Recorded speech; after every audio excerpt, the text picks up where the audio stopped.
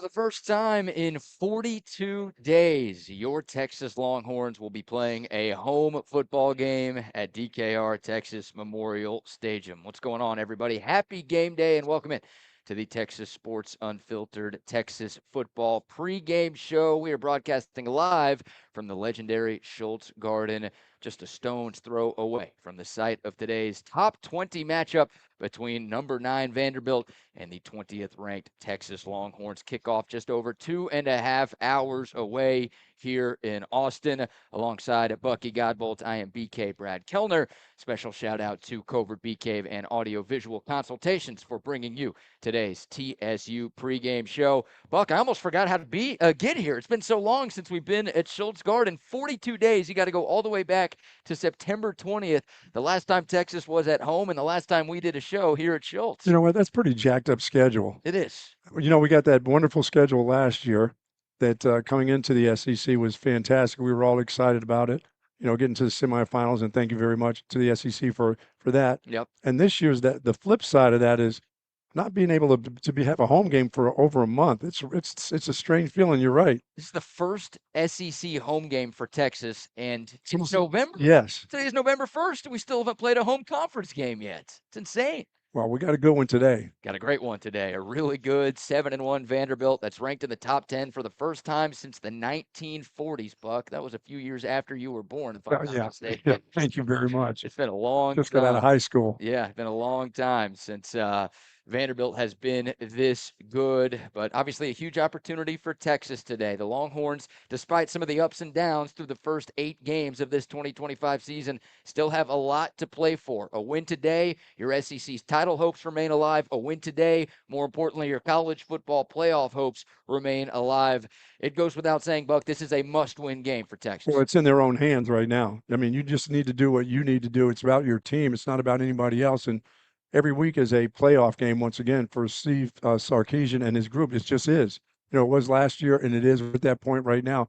Can't afford to lose a ball game if you want to be in the playoffs at all. No, absolutely not. And there's a chance, I guess, if you get to 3 losses where enough around the country can happen. But look, you're on the outside looking in. So for Texas, you still control your own destiny this season. Again, I think a lot of Texas fans were hoping for better than 6-2 and better than the number 20 ranking in America right now. But the good news is you've got some golden opportunities. 3 of your last 4 games are here in Austin. Obviously, you've got some big-time matchups coming up. 3 teams currently in the AP top 10 still on the schedule. But this is a situation that a lot of teams would love to be in going into the final month of the regular season. You take care of your business, and you will make it to the college football playoff. A lot of teams around America would like to have the record that Texas has right now. Yeah. This has been a kind of topsy-turvy kind of season in the SEC. And for the Longhorns, it's still a season where they're still trying to find themselves offensively.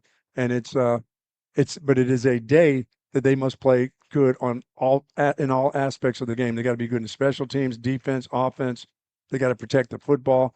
They've got to stop the run. I mean, this will be a game that they have to play their best game in. You know, we thought maybe Oklahoma, it was the best game that they played. But this is the best game that they need to play today in all aspects of the football game. I'd like to see another performance like the one we saw in Dallas a few weeks ago. I mean, that was the most complete game this 2025 Texas team has played. And I think if you do that, where all 3 phases are clicking at the same time, you are going to leave as a victor today. But yeah, you've got to be buttoned up against, again, a very solid and well-coached Vanderbilt squad. Yeah, you can't live on the edge today. No, they've been doing that too much. Yes. It's kind of a miracle that Texas is in this spot where they still do control their own destiny. Obviously, 2 weeks ago in Lexington, the Longhorns had just 8 first downs on offense and somehow found a way to win that one in overtime. And then last week in Starkville, trailing by 17 points multiple times in the fourth quarter. Texas comes back, they force overtime, and they find a way to get a miracle win in the land of the Cowbells. The good news, Buck, you're talking about this Texas offense still trying to find itself.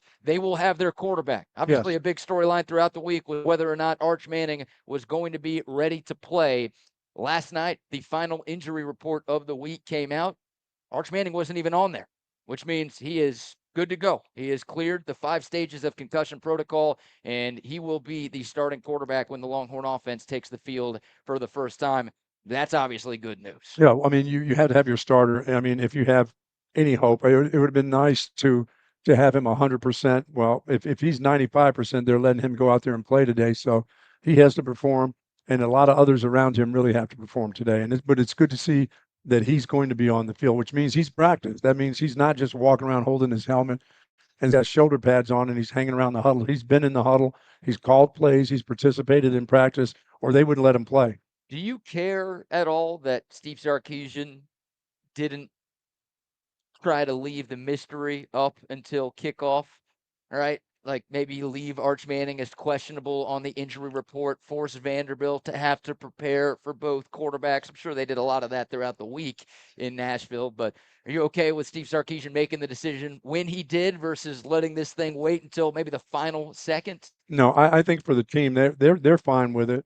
And once again, it's about your team today. It's not about the other team. It's not about trying to fool them and give them something else to think about. It's about how your team performs. So I don't think playing this thing out till the very end of all of a sudden he runs in the huddle on the first snap makes a difference. I just think it's good for your team to know that he's going to be the quarterback today, and let's just go perform. Yeah, well, let's see what he does. I mean, I think Arch Manning is coming off of his best game of the season, 29 for 46 passing, 346 yards, 3 passing touchdowns, had a rushing touchdown as well. Did throw an interception, but it was a ball that hit Parker Livingston in both Right. hands. Now, it was a tough catch for Parker Livingston to make, but Arch Manning obviously instrumental in that fourth quarter comeback in Starkville. Of course, he gets concussed on the very first play of overtime. Tip of the cap once again to Matthew Caldwell, coming in cold off the bench, throwing the game-winning touchdown to Emmett Mosley. But, Buck, the hope is with Arch Manning, it's been so up and down, and it feels like every time he has a good game, he follows it up with a not-so-good game. We're hoping maybe for the first time all year that Arch can stack strong performances together. Yeah, there's no doubt about it. I mean, he has to play his best. And like I said, others around him, they're going to have to be at their best. And it's not going to be he's not going to get an opportunity, BK, to be around there in the third, to come out of halftime if they're down and they're not moving the ball and they're not doing well. The head coach is going to understand if the kid is not totally himself. That shouldn't take very long. It really shouldn't. And I know he's had his ups and downs, and just sometimes he just doesn't get going until later on in the game. He's not a quick starter. The daggum football team is not a quick bunch of quick starters, offensively or defensively. But I don't think the coach is going to let him get in there 4 or 5 series where he's just not doing it. It just doesn't seem right. And I think people as fans will see he's not the same kid. He's just not the same right now. Things aren't working quite as well. He's practiced, but in the game he's not feeling. I think he'll go to the backup. You get into about the 5th or 6th series. If you get that many, you're not going to get very many series today. No, that's what In this Vanderbilt game. does. Yes. Yeah, they want to control the clock and they want to limit the number of possessions that you have on offense. And yeah, that's a fair question. You wonder if And I see that, but it also depends on what the defense does. If you're in a close game, he's not yanking his quarterback because there's 5 series and you're down by 3. that's No, the thing. Like it's not going to happen. that Steve Sarkisian is, you could argue, overly loyal to his starting quarterbacks. Sure. And it's not just an Arch Manning thing. I know. It's just a quarterback thing with him. Yeah, we're prisoners of the moment. Arch is the guy this year, but go back to 2022, Quinn Ewers' first season at Texas, right? The Oklahoma State game, the TCU game. Quinn did not play well. Texas lost both of those games, and there were countless Longhorn fans calling for change, both in game and then right after the game. Hey, let's see what Hudson Card has. Let's go back to him. Like, we can't keep running Quinn Ewers out there. And what did Sark do? He stayed the course with Quinn Ewers. So I think the only way, Buck, that there's even a thought in Steve Sarkisian's mind to make a move to Matthew Caldwell is if Arch Manning is like showing concussion symptoms. He gets dinged again. He Yeah. gets hit early on and he looks woozy trying to get up off the field. And it's all of a sudden, all right, we can't play him. Like, we're at risk of something very, very serious happening. For sure. We've got to make a change there. But yeah, I mean, I don't think this game's going to be a blowout either way, and neither does Vegas. Texas is a 3.5-point favorite right now, so I don't know if there's a scenario from a performance-only standpoint, Buck, that's going to arise where Sark would actually consider making a change. Well, and Vandy's not the type of team to just run and hide anyway. That's not the game that they play. They just they want to play ball control. They're fine with a tight game. They're fine with last possession types of games. So this is the kind of game they play, and they haven't really run away from anybody. That's not their style of offense. That's not their style of team defense either. Yeah. They had some success at South Carolina in their first SEC game of the year, but it helped that Lenore Sellers got hurt pretty early on in that game. But yeah, you look at the most recent 3 conference games that the Commodores have played. Their loss at Alabama on October 4th, and then 1 possession wins against LSU and Missouri the last couple of weeks. Last weekend, needing a final touchdown, or I should say a touchdown in the final 2 minutes to get that 7-point win over Mizzou. So yeah, I mean, look, for Arch Manning, you just hope once again he looks good, he looks healthy, the decision making is sharp, but it's just crazy. It does feel like every other game that he's played, he's been good. Dating back to the season opener, right? He was bad in Columbus week 1, bounces back, good performance against San Jose State week 2. Then bad against UTEP week 3, great against Sam Houston. Bad against Florida, great against Oklahoma. Bad against Kentucky, great against Mississippi State. Again, it's been way too up and down. And it's not just Arch. I mean, this falls on the entire offense. The running game hasn't been good enough. The offensive line has been an issue all season long. But you'd really like to get more consistent play from your quarterback to at least know that you can rely on him to take care of his business this morning. Well, it would serve this football team well if they started fast at 11 a.m. this morning, and they got off to a really fast start and put Vandy, behind the chains a little bit, behind the 8 ball. They can't afford to have long periods where Vandy holds the ball for a long time, and you get less possessions than you're used to getting in a football game. Yeah, they need to be able to possess the ball, keep possession. There needs to be some explosive plays out of this offense, but they need to try to find a way to start early and start fast. Agreed. Yeah, you want to make Vandy play fast. Yes. Because that's out of their comfort zone, right? They huddle before every play. They run the play clock down to the final 10 seconds before every snap. Like, they want to slow the game down. And when they're playing with the lead, they can do that. They've got one of the best running games in all of college football. That is their style. Well, if you start fast, you get out to an early lead, all of a sudden you're up. Pick up the pace, yeah. Maybe you're up by 10 in the second half. You turn them into a little bit more of an up-tempo team, and maybe you take away their running game and put the ball in Diego Pavia's hands and make him beat you just with his arm. I mean, it goes without saying you want to start fast every single time you take the field, but if you can do that today, that obviously is going to give you a great chance to win this game. Yeah, and this is get up and get going day to day, and that's in all phases too. Once again, this is a team game. We'll have MVPs who we think will be the most valuable offense and defensive player. I'm going positions today. Okay. I'm including everybody in different positions. I'm not trying to pick one guy because that's been difficult, and especially on the offensive side of the ball, who's going to be the offensive player of the game. That's been a tough one to pick. So I'm going to go with some positions today. I just think they all have to really, really play well in order to beat this team. And I don't know if Texas is, obviously, I don't know if we're all thinking, are they good enough with a banged up quarterback or a healthy quarterback to run away from a team like Vanderbilt, from a physical team like this? Because this team kind of similar to the really good Georgia defenses. They will be around for 4 quarters. They just don't go away. They're physical. Yeah, they don't just disappear on you. No, and they're incredibly well coached. Yes. And yeah, this is a line of scrimmage football game. And look, I think Texas fans were looking for style points at Kentucky. I think Texas fans were looking for style points at Mississippi State. I would agree. Today, I think Texas fans are just looking for a win. Oh, just find a way to win the football game, now, maybe for sure. Cousins out there are looking for a win by 4 or more points. You want a great team. That's what you're looking for. Absolutely. Good teams win. Great teams cover. I'm a big believer in that. Yes. But just find a way to win. Again, it's a must-win game. The SEC championship game doesn't care about style points, right? In the standings, all that matters is that you walk away with a victory. And again, I mean, if you're Texas, you end the year 10-2. Big if. A lot of tough football games ahead here in the final month of the regular season. But if you take care of your business, it's not going to matter if you win every game by 1 point. You are going to be in the 12-team field. Here's some sound from Steve Sarkisian. We'll start with his opening statement from his Thursday press conference talking about his excitement to be back home in front of the home crowd. Okay, 48 hours and we're back in DKR, which is obviously very exciting for us. It'll be 42 days Saturday from our last home game. So the idea that we get to run out of our own tunnel, play in front of our 100,000 fans and feel their support, their energy, I think is exciting.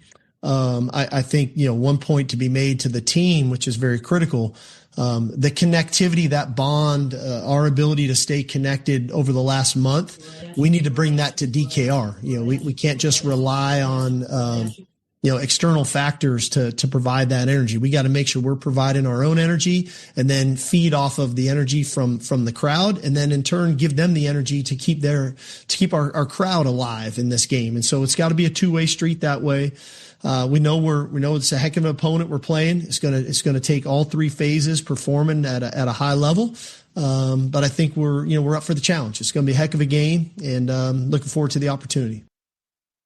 I think this is an opportunity for this football team to bring the energy to the fans, and not, the fans will be there today. They haven't seen a game here in over a month. They're excited about the game. It's going to be a beautiful day, possibly rain later on this afternoon. We've had some showers early this morning, but it's supposed to be a beautiful day. We're out of that 95, 100-degree weather. It's fall, and it's football weather.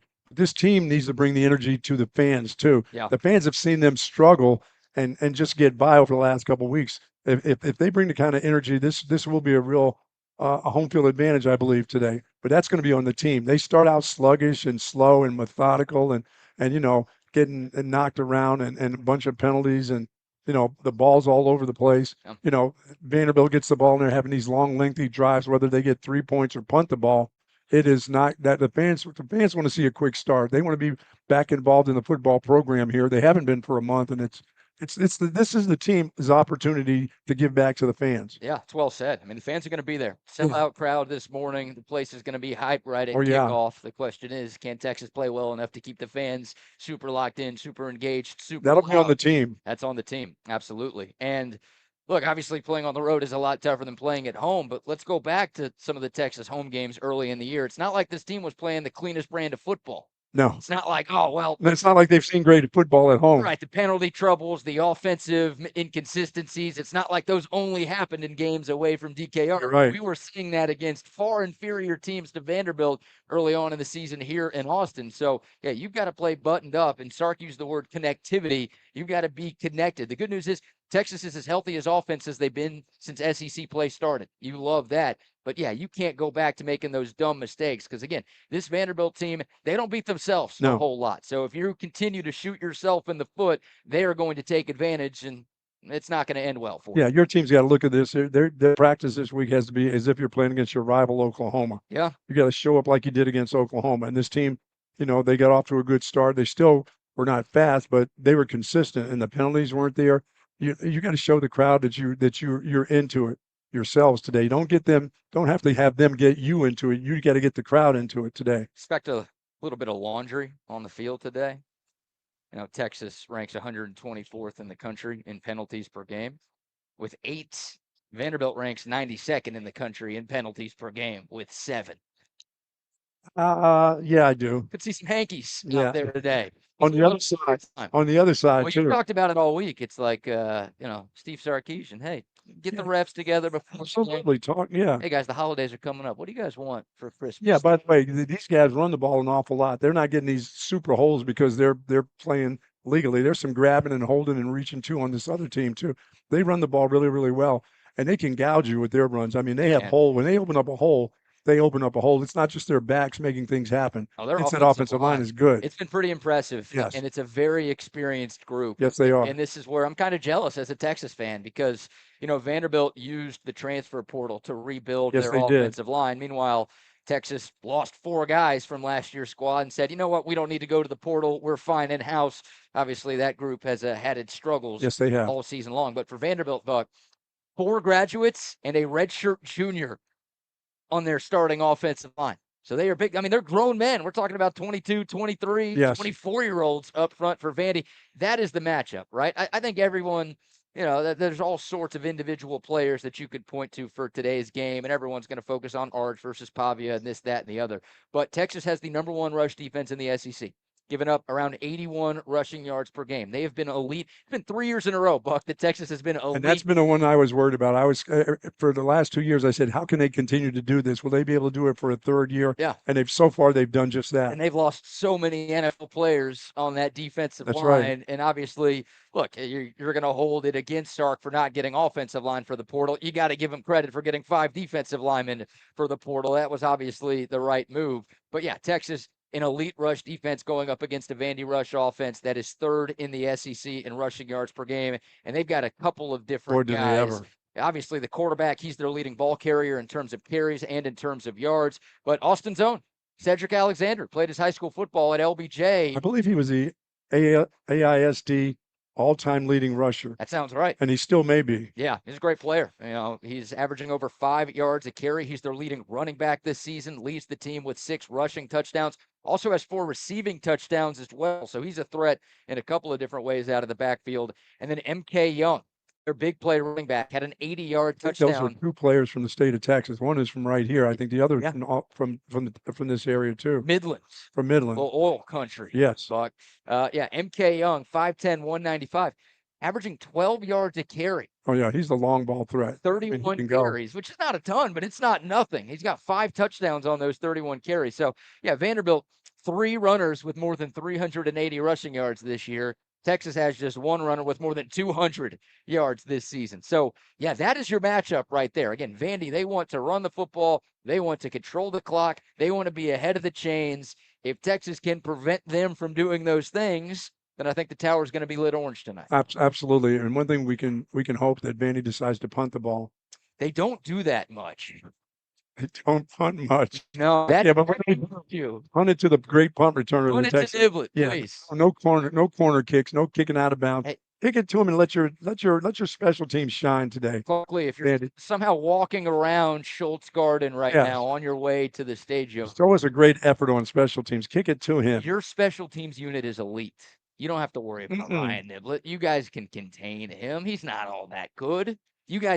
Y'all are Vanderbilt. You're well coached. You're a bunch of smart nerds. Like you can handle Ryan Niblett if you punt him the ball. So just punt him the ball. Why not? Why not? Show what your special teams is all about today. But we obviously know how valuable Ryan Niblett has been to this team. I mean, Texas is 3-1 in the SEC. They could easily be 1-3 in the conference if not You're right. for the heroics of Niblett these last few weeks.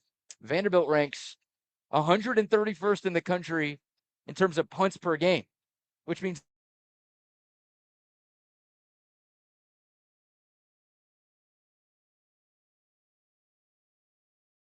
you want them to punt to Ryan Niblett give as him often as possible. those 2 times, punt it right to him. If it is only going to be 2, then all right, hey, make the most of your chances, 21. No, dude, that coach is too smart. He's not like the knucklehead of.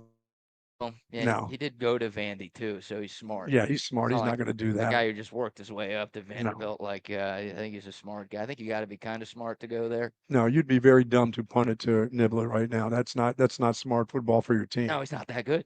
No. Just punt it to him, Vandy. You got it. You got it. You don't have to worry about that. Accidentally, the punter may screw it up, Yeah. but they're not going to punt it directly to him and say our guys are just better than your guys. And that's not smart. He's the best offensive weapon that they have right now. Yeah, Ryan Niblett's last 7 punt returns dating back to the 75-yard touchdown he had against OU on that dagger early in the 4th quarter, averaging 38 yards per return. Obviously has 2 touchdowns, the huge game tire late in the 4th quarter in Starkville. I mean, this guy is a massive weapon. Yeah, so you have that as a stat. If you and I have that, then they have that. And the head coach is telling the punting team and the special teams coach, don't you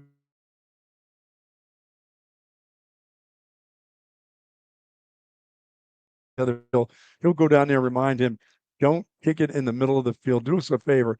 Even if you shank one and you only kick it 27 yards, good. Just make it so that it's not returned, please. Right. That's probably better. Oh, you have to. Kicking it out of bounds, even if it's a bit of a shank and you give up 10 yards like that, that may be better. Smart ball. It's better than being dumb and kicking it to a guy that's going to take it back 30-some yards on average right now. Well, has a chance. I mean, that third phase has obviously been instrumental to Texas's success here in conference play, and you would love for that to continue this week. But yeah, I think the jury, they've come back.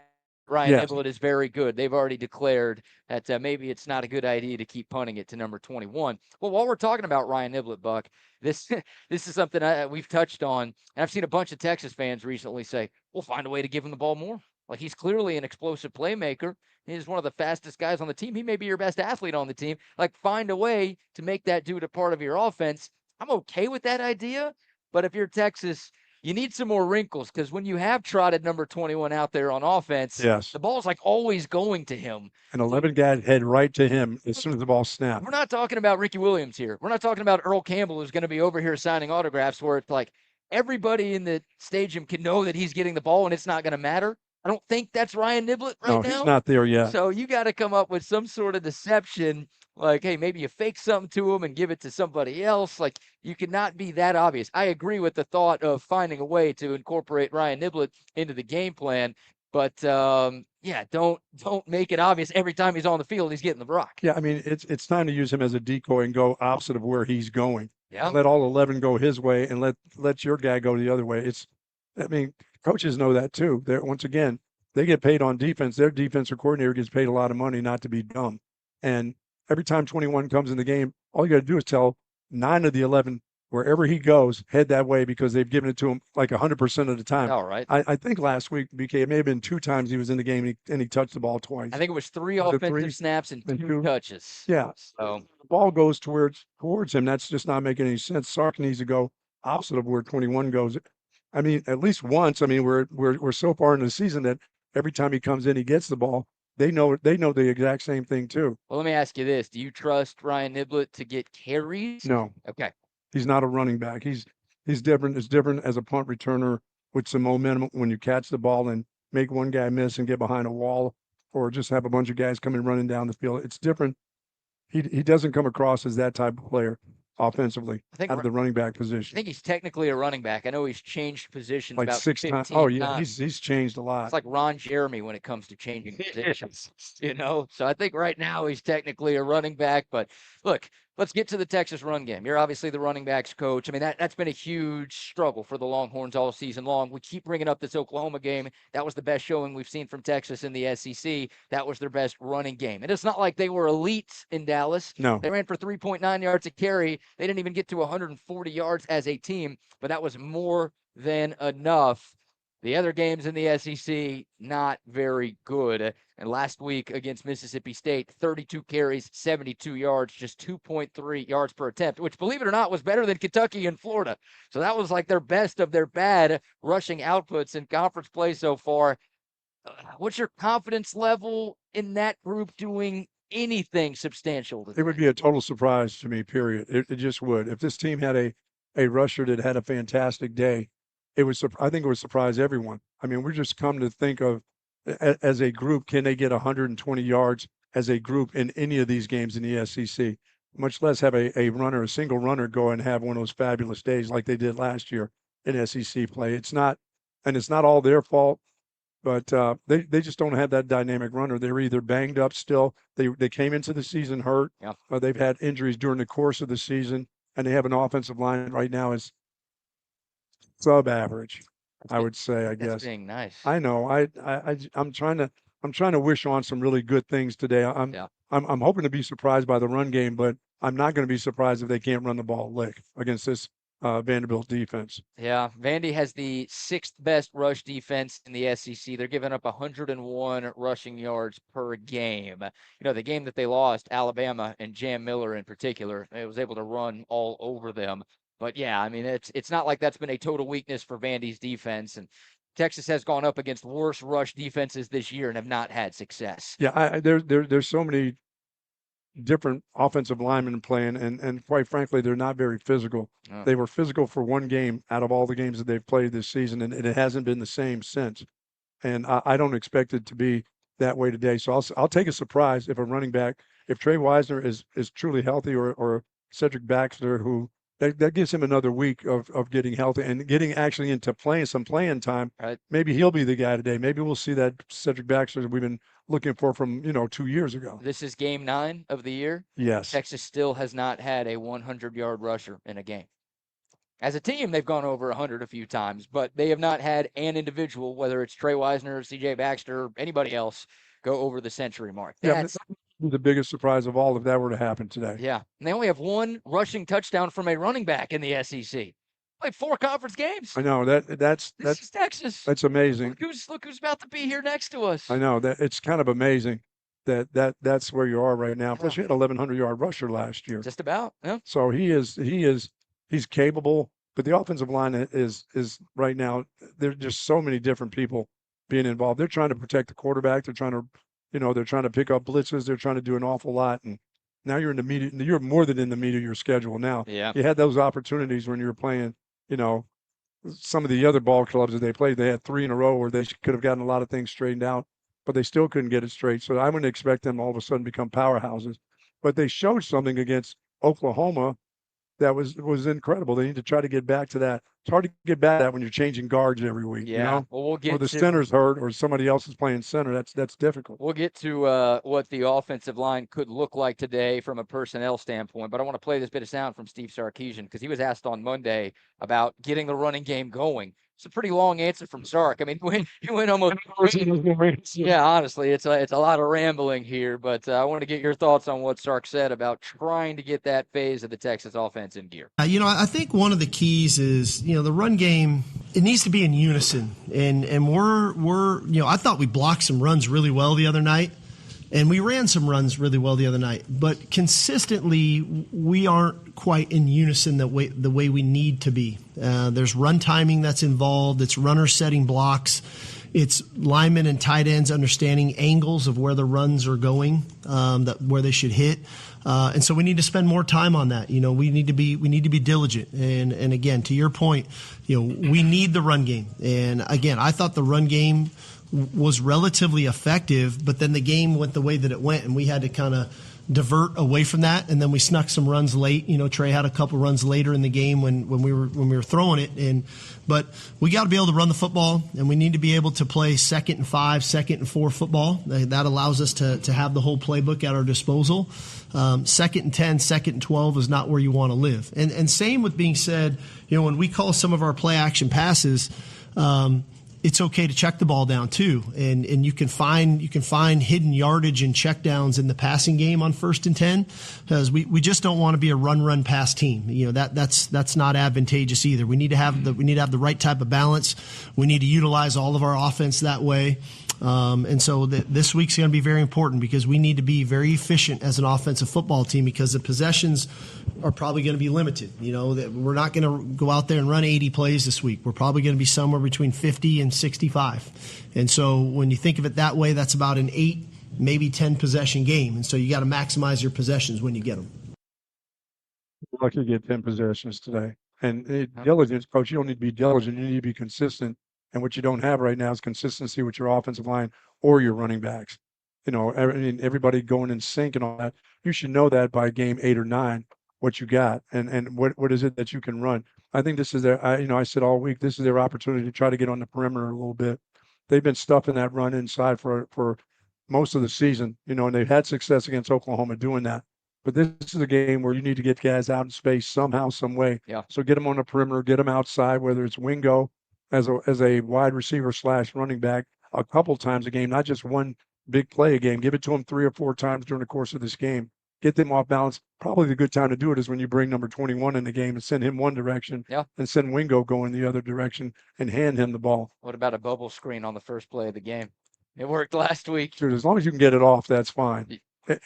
You go back to that well again? Somehow, some way, even bring him in motion, bring him in, running towards you and get the ball to him quickly that way. Just get the ball in his hands somehow, I think is a positive for this offense. Yeah. But on a consistent basis, let's go downhill and let's try to run some zone type of runs with these running backs right now with this offensive line. I think that's kind of banging your head against the wall. And Sark's not going to do that anyway. He's going to be more apt to throw the ball. And when he says check the ball down, make it so that when your quarterback knows that, you look downfield, check it down to a guy who's not being covered. Those linebackers are going to be dropping. Yeah. They're going to expect Arch Manning to throw the ball down the field. And if you can get a 5-yard check down to Trey Wisner, I like him. That's an open field to me with him. For sure. I haven't seen Baxter even catch the ball. I haven't seen him look anything like what we've seen of him before when he's really, really healthy, which tells me, first of all, he's coming off a knee injury. Yeah. And then he's had a hamstring with it. So that doesn't make for, anything promising for you, except for he's actually been in a game now. He didn't get hurt. He wasn't on the injured list. He actually made it through a game.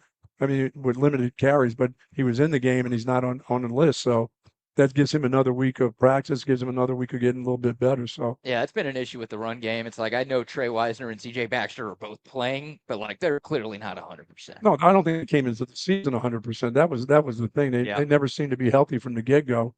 Last year they lost like 5 running backs. This year they didn't start out with really guys being healthy. So Right. it's been a work in progress. And then when your offensive line is not moving the other guys on the other side, that's part of a problem too. But fool us all today. That will be something really special if this run game and really get going. Yeah, I mean, again, you want to see what you saw in the Red River game a few weeks ago. I do think this game. And that's a mentality that you have to have, and that's on the offensive line's part right there. You got to treat it like that. And the good news is you don't have a game next week. You can lay it all out on the line. Absolutely. You've got 2 weeks to rest and recover. We know the game that's 2 weeks from today. Yes. We'll save that for another time. But must-win game, season on the line. You don't want to be thinking about a loss for 2 weeks. There's nothing worse than losing before the bye, because then it just sits with you for a long time and there's nothing you can do about it. Yeah, and then you're at the point right now where you can't have any other people come off in the running back position.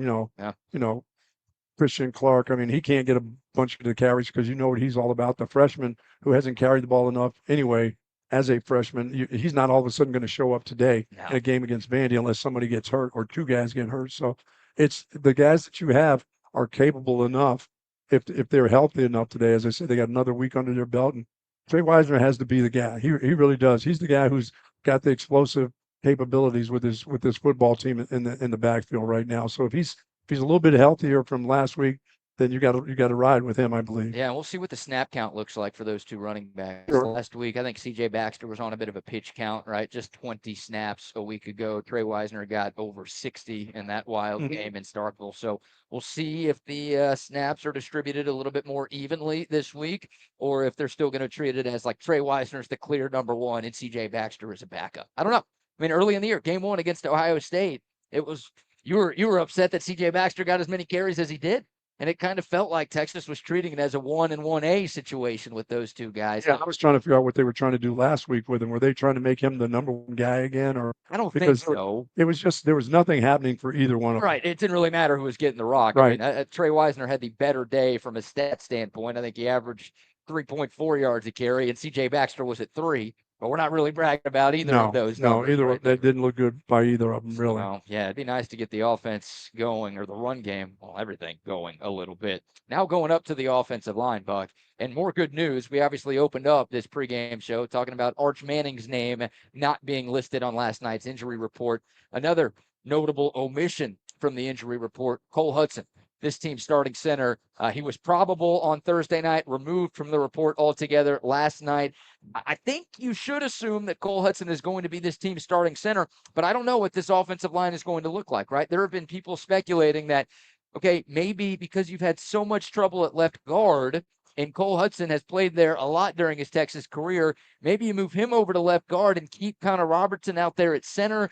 Obviously, left guard has been a bit of a revolving door with Connor Stroh and Nick Brooks. We saw Stroh take over for Brooks last week after losing his job a month ago. So there's a number of different things. I don't know if you have a great option here. You're kind of looking for the best bad idea, maybe. Yeah, I mean, that left side has been really bad. Yeah. And it needs to be secure for the protection of your quarterback. Forget your run game. You're worried about running the ball effectively. What you need to do today is they're coming to get your quarterback. They know he's coming off a concussion. They're coming to make contact with him. The push down to the ground, those kind of things where the quarterback hits the ground is not a late hit, but he then hits his head on the turf. They're looking to do all those kind of things. You have to secure your offensive line. Number one thing today is you got to protect the quarterback. Yeah. You really do. You can't let people have shots on your quarterback. We've seen him stand in the pocket, whether he's been effective and accurate with the ball. He's been hit a lot this football season. That guy's been hit in the face, on the arm, in the shoulder, an awful lot with the offensive line play. He will get hit a lot today.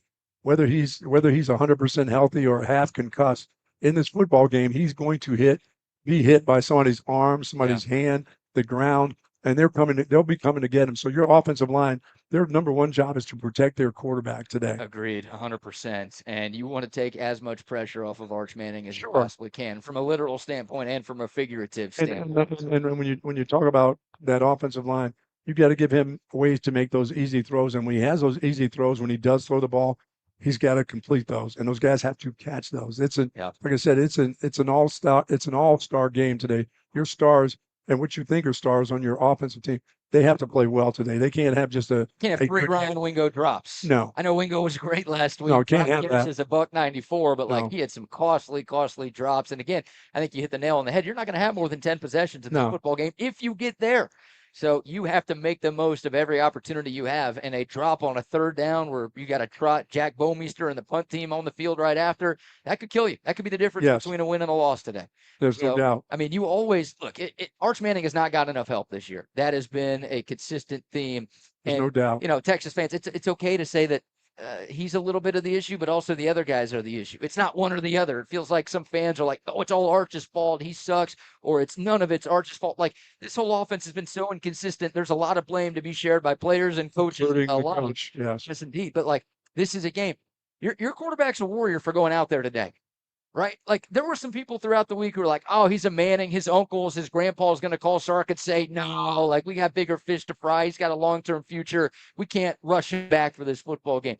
It's pretty rare that a guy comes back 7 days later from a concussion Yes, it is. and is willing to play. But that's the type of guy that Arch Manning is. He's not worried about that future stuff. He's waited 3 years for an opportunity like this to lead Texas to an SEC title run and a college football playoff. So he's giving you his all by being out there this week. You got to help him out. You got to pick him up a little bit more than you have this Well, year. there's no doubt about it. And your receivers have to do a fantastic job. They got to block downfield.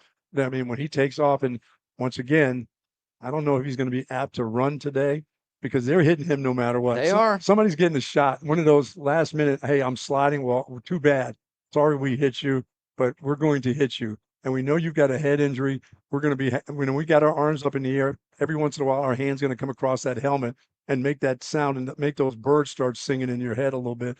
So, yeah, your job today as an offensive lineman, as a running back picking up the blitz, you can stick your nose in there today. You can't be half-hearted as a protector of the quarterback today, or you're going to see your backup quarterback come marching in there pretty quickly. Yeah, that's not what you want to see No. at all. So, yeah, protect Arch Manning. That's obviously a huge key for this Texas offense. All right, let's get to our offensive player of the game predictions. We'll talk more about the Texas offense going up against a pretty stout Vanderbilt defense that is much improved from where they were in 2024. But our offensive player of the game prediction brought to you by our great friends at Moonshine Patio Bar and Grill. We'll tell you a little bit more about them in a moment. Buck, you have the honors. I'm just going to say group gathering of the offensive line. That's all of you dudes today, no matter who's center, left guard, right tackle. Everybody has to protect the quarterback today. No, I'm not going with an individual. I'm going with two groups today. You know, this is a prediction, not like what you want to happen. This is what you think is going to happen. I'm thinking that the offensive line is going to come to play today. Okay. And they're going to protect their quarterback and not let him get hit and not let him take any kind of shots or cheap shots because he's going to get hit in the natural flow of the game. But you can't have somebody come clean. And your running backs who at times just kind of pass out on linebackers and blitzes and the protection breaks down, they got to stick their face in there. If you get in the game, you have to perform in this game today. Yeah. So whether it's 79, 71 at left guard, it can't be a turnstile. Guys can't come clean through without being touched. I don't give a rat's ass if you grab them. Sorry about that 15-yard penalty, but you have to stop them. They can't hit the quarterback. Yeah. He can't be laying on his back today. Because if he's laying on his back, he'll be laying on a stretcher, and they're going to be gathering him and bringing him off the field. That's not what we need to see. No, that's not. No, You're going with not if he's taking an opportunity to play when maybe he could use another couple days. right. No, Right. No, there are a lot of guys, I think, in this spot who would just be like, you know what, I'm good. We got a bye week next week. I'm going to rest this thing up. I'll be ready to go for that Georgia game. it's all playoff Yeah. football now. Yeah, it's a must-win game, and Arch Manning gives you the best chance to win this game. So I'm glad he's out there, and I respect the hell out of him for putting in the work this week, going through the 5 stages of concussion protocol. Well, you know what'll be said. It doesn't matter. I mean, if he gets dinged up, they're going to blame the coach. They're going to blame the doctor and said he wasn't ready. Why did they bring him out there?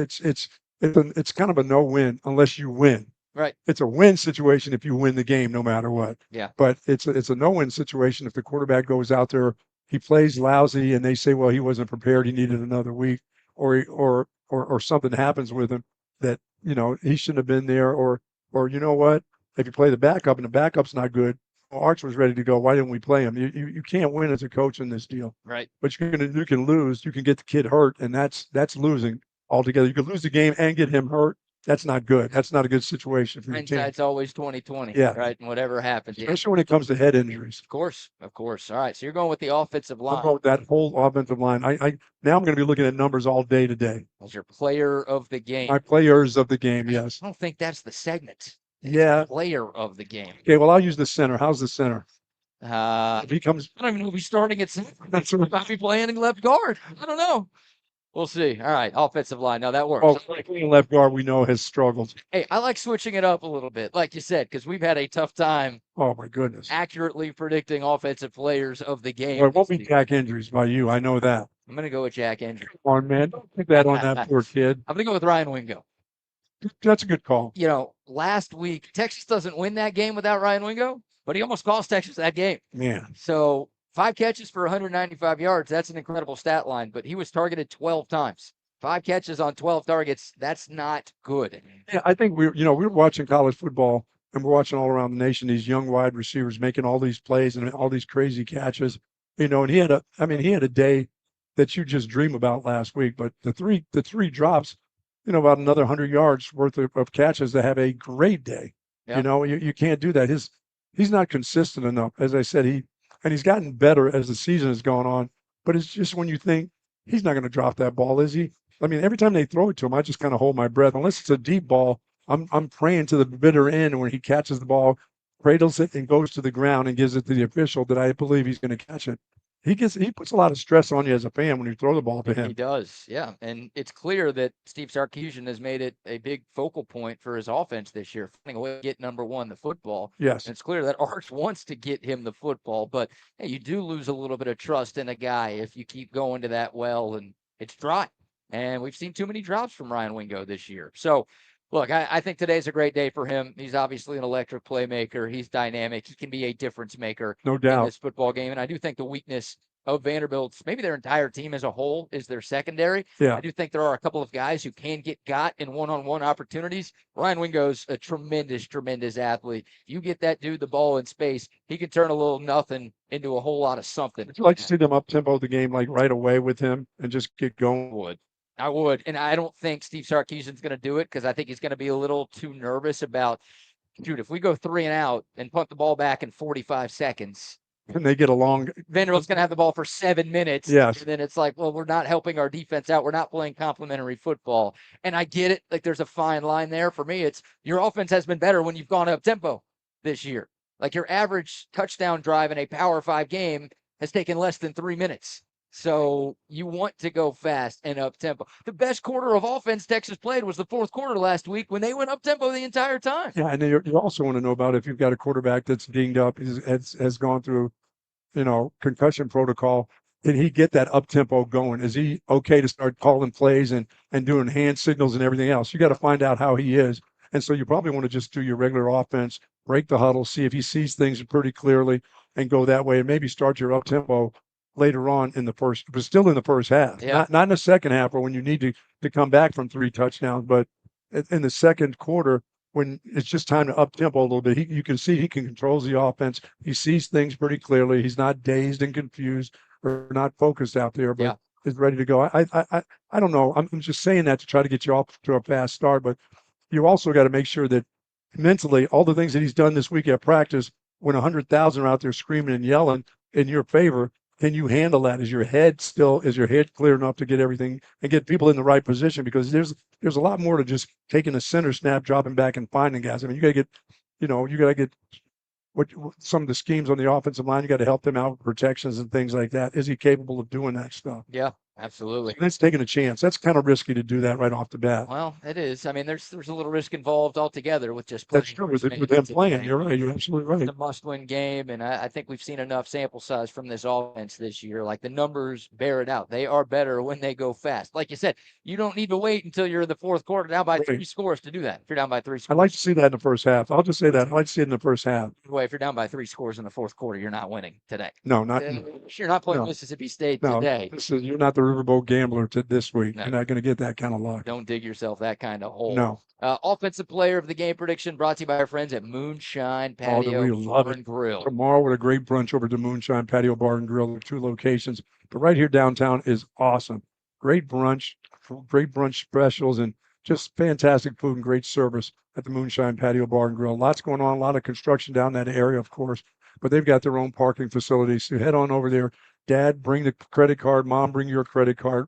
And then just let the kids go nuts. Yeah. Hey, it's Halloween weekend. Come on. Trick or treat. What about dinner tonight?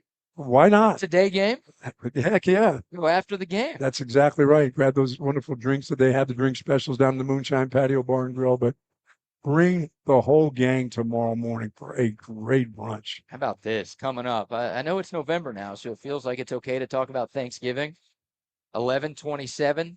How about an all-you-can-eat Thanksgiving buffet at Moonshine Grill? All you can eat there? Yeah, Nice. That includes the pie. That's everything. that'll work. And that's not bad right there. That's great. That is not bad. Love the Great Moonshine comfort Patio food there, man. Bar and Grill. MoonshineGrill.com for more information. Again, they bring you our offensive player of the game prediction.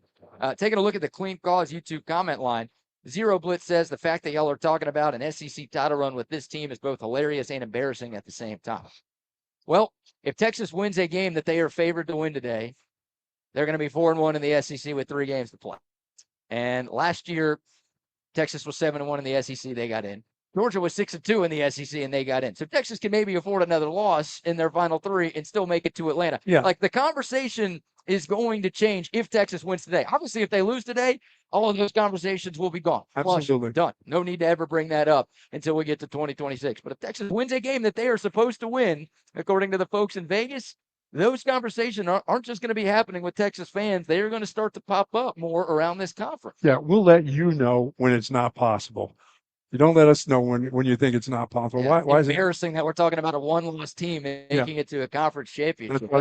That's why they play the games, my friend. Right. So we'll see. Again, they lose today, then you could say it was ridiculous that we're having these talks, but it is still very much in front of this Texas Longhorn football team. Yeah, well, Vandy won't like it if they lose this game. I'll tell you that right now. Well, it's a huge game for both. Yes, it is. That's how big it is. Vandy obviously in a better spot. They're 7-1 on Right. the year. And, looking at the ESPN FPI analytics, if Vanderbilt wins this game today, they've got more than a 70% chance to make it to the playoff. Yeah, I mean, that's you get comments like that on the text line, but, everybody has a thought, but that's probably the same thought of there's no way Texas would beat Oklahoma a couple of weeks ago either. Plenty of people saying that. Yes, And plenty. And by the way, if Texas wins this game today, the Longhorns' chances of making it to the CFP go over 50%. Still a lot of work to be done beyond this one, and you can't worry about those games before you worry about today. Now, we can have a discussion when they play behind the hedges. But So, just you know what I'm between the saying? hedges. Between the They don't get taken behind the hedges. in the hedges or whatever. Let me just say that I have another conversation about all of that when that game comes out. But this is one at 11 o'clock. You have an opportunity to win. You beat it wasn't like you lost to this team last year. No. You didn't beat them down, but you did beat them with that same quarterback playing last year. I think they're a little bit better offensively this year in the run game, but they're as physical as they were. They were a physical team last year. Yep. There's nothing that's changed about what their head coach is looking for out of his football team. They'll be here for 4 quarters. They're similar to Georgia when it comes. Oh no, they're not going to be done in the 3rd quarter. They'll still be around in the 4th quarter. This team does the exact same. They play the exact type of way that Georgia plays. They will be around for a long time in this game. They don't disappear. Well, let's talk about the matchup of the Vanderbilt offense, of course, led by Heisman candidate Diego Pavia, going up against this Texas defense, which is coming off its worst performance of the season.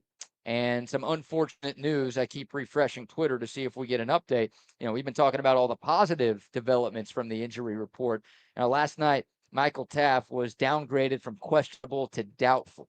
So maybe something happened overnight, and we are going to see the number 16 on defense on the field. But last week, no Michael Taft. Texas had a rough go, especially in the secondary. If he's not out there today, obviously that puts Texas behind the 8 ball a little bit in that matchup. Yeah, but then once again, now they've had another week they would have had another week without him. You know what I'm saying? Although he's been around, he's been part of what they've been doing. It's just that maybe they're looking at this thumb going, this can really be a problem. He wants to play. Everybody wants him to play, but Yeah.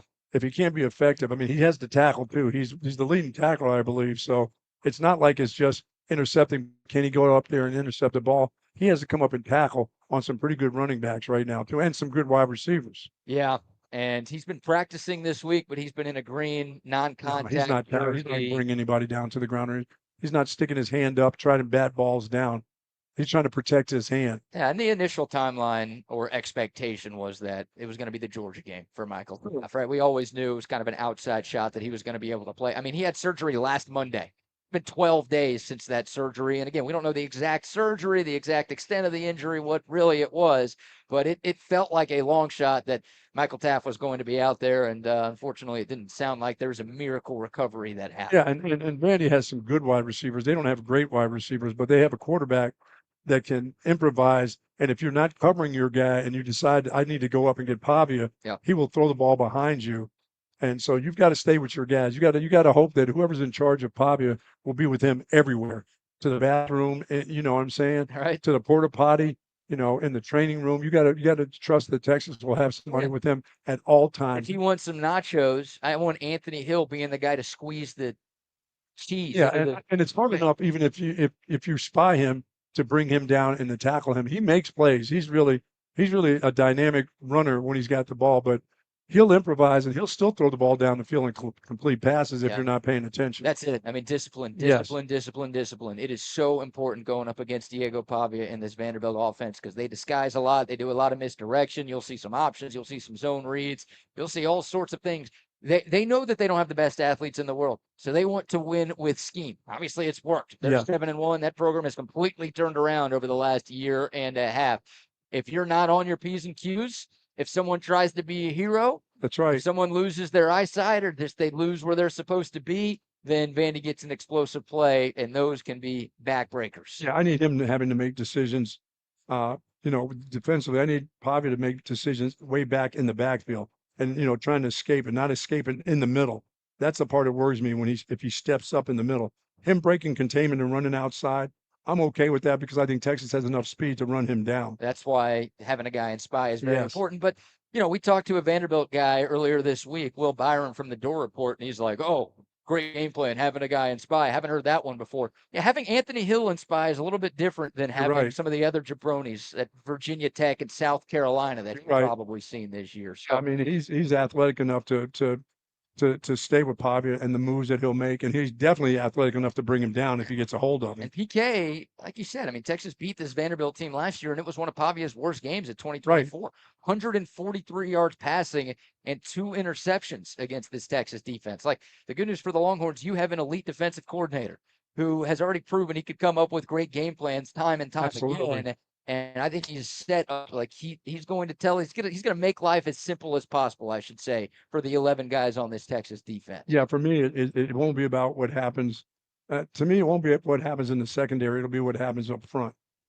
If Vandy can find a way to get their running game going, and they get it going early, that's a long day. That's a problem, and that's a lot of first downs, and that's a lot of possessions and a lot of time off the clock.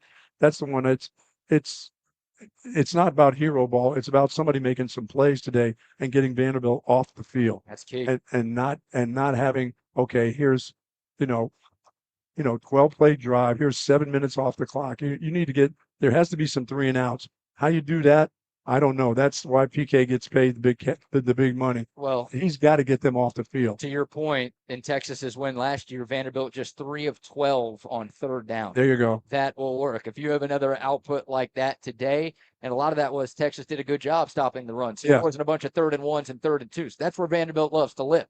Like they're cool with 4-yard run on 1st down, 4-yard run on 2nd down. Great. 3rd and 2. That works for us. They're perfectly comfortable in that spot. You want to put them in obvious passing situations and take that dual threat away from their offense. Yeah, and they it's almost like having triplets with the way they have the 2 running backs and the quarterback.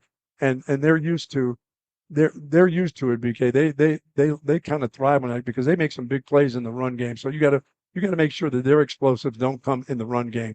Once in a while, Pavia is going to get his. He's also going to get you in the passing game, but you can't let them continually eat chunks of time off the clock. That's what you need because your team needs to get out there and score. Unless your defense is scoring, the offense is going to struggle anyway. We know how hard it's going to be for the offense. It doesn't matter if Arch Manning was 100% and ready to go and his team was 100% ready to go. Yeah. It's hard for this offense to score points. So they need as many possessions as they can get. So you can't have them have these long drives and take up the clock. Agreed. All right, here's some sound from Steve Sarkisian. He was asked a couple of different times in a couple of different ways how to defend Diego Pavia. Here's Sark on Thursday talking about not only defending Pavia, but slowing down this Vanderbilt offense. I mean, it's a challenge both ways because I think one thing is because of the multiplicity of personnel groupings and formations and run schemes, you got to make sure your gap integrity is sound in all that the looks that they can give you.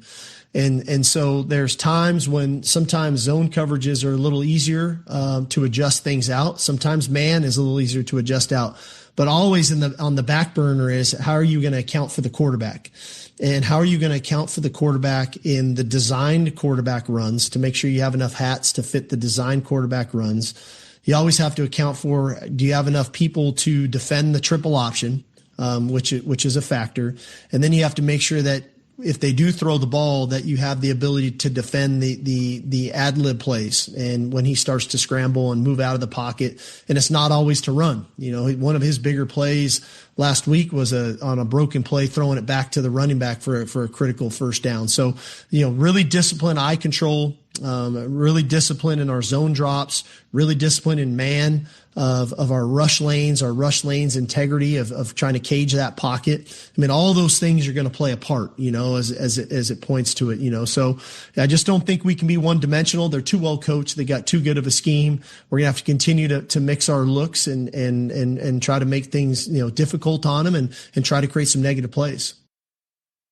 You've got to be disciplined in breaking down to make tackles, not only on the quarterback, but the running backs too. Yeah. I mean, you can't come up there flying, trying to make big hits. This is not big hit day. This isn't, you're not going to make, those guys are physical. You're not going to make them pay. You're not going to punish their running backs or Pavia by hitting them hard. What you need to do is break down and make sure that you bring them down. Mm-hmm. This isn't that ball game where, Oklahoma is like the big hit day. That's big hits. Big hits are nice in that game, and you knock out the running backs and bring them down. But this is break down, make sure the tackles, make sure that everybody fits the right way, the linebackers come in the right position. So if you break down and you miss, because they can make you miss, that the next guy is ready to go. You just can't be a hero. You got to do your job today. That was a bit of a struggle last week. The Yes. tackling, right? We saw a lot of, what should have been short gains turn into big plays for Mississippi State. Yeah, those guys were hitting, getting hit, and spinning. They didn't break down well enough last week. Yeah, I thought the secondary struggled in the tackling department, and I thought Leon Galafau and Anthony Smith both had their worst games of the season for Texas. Anthony Hill's a stud. He's an All-American linebacker, but you need more from those guys. And again, if Michael Taft isn't going to be out there kind of directing traffic, Galafau has to play really, really well today. I think so. I think those linebackers are going to be really, really important for this team. And I am curious to see what the game plan is for Pete Kwiatkowski. Right, there are some things that he did last year in Nashville that really worked. He had Jelani McDonald basically shadowing Eli Stowers, Vanderbilt's #1 receiver, the best tight end in college football. They had a man on him all game long. They also had a safety over the top on every single play. So they did not let Eli Stowers beat them. It worked. That's Pavia's favorite target. Sure, you're going to have to give up something. I mean, it's somebody. There's going to be some give, by PK and some take also. Sure. But you can't let the tight end be the guy to do it. You can't let the quarterback be the guy to do it, and you can't let one of those running backs have a big day. For me, it's you got to stop the other guys. Yeah. I know that might sound crazy in theory because Pavia is their best player, and I called him the most valuable player in college football earlier this week. Like, he's the Heisman finalist. He's the biggest reason that Vanderbilt football is now relevant in 2025. But again, you cannot. People spend so much time focusing on Diego Pavia that they forget about the other guys, and those guys are wide open. Absolutely. You think Pavia's kept it on a handoff? No, he's actually handed off to MK Young. He goes for 80 yards. You think, you got to focus on Pavia. He's scrambling outside. So if you're covering a receiver, oh, shoot, I got to go tackle Pavia. He's going to flip it right over your head. It's going to turn into a huge play. Yeah, and somebody on that defensive line, I mean, Simmons has to be that guy. He has to have one of those days. He can't, they're going to. He's the guy that they know that in the run game that they've got to double come off of him and go to the next level. He's got to be double team. He's got to beat the double teams today. And anytime he's single blocked, he's got to win the battle. He has to win the battle because he's got to make Pavia move and get off the spot that he wants to be originally on. He wants to he needs any individual blocks with him one-on-ones. He's got to make sure that Pavia is not on that spot where he's comfortable. Well, you got to be smart. I think maybe the edge position is where discipline is the most For sure. important. It matters for everybody, but maintaining your edge and maintaining your rush lanes, that's key. Like you can't, if you're Colin Simmons, that guy loves sacking the quarterback. We know that. He's one of the best in the country. Yeah, you at can't have doing him that. bounce around you. You can't just have him like, oh, I'm so desperate to sack the quarterback that I'm going to go a different way. And all of a sudden, oh, Pavia's got all of this green grass to run. You got to play within the confines of the defense. PK is going to come up with something great today. I'm very confident in that. Sure. You cannot try to be a hero.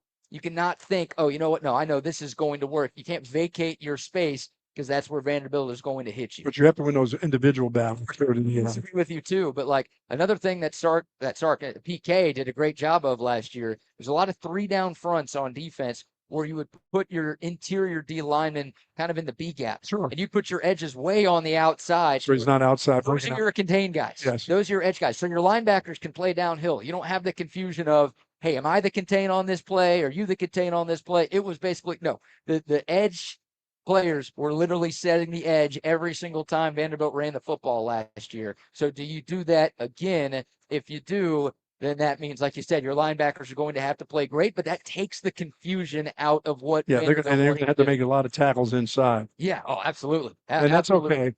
But yeah, I got confidence, man. I do have a lot of confidence in this Texas defense being able to win that battle. Obviously, the Vandy offensive line, Buck, another thing that we've talked about this week, they don't do what Texas does. And they don't do what just about every other team in FBS college football does. No. They don't have your traditional positions where it's left tackle, left guard, right tackle. They've got a strong side and they've got a quick side.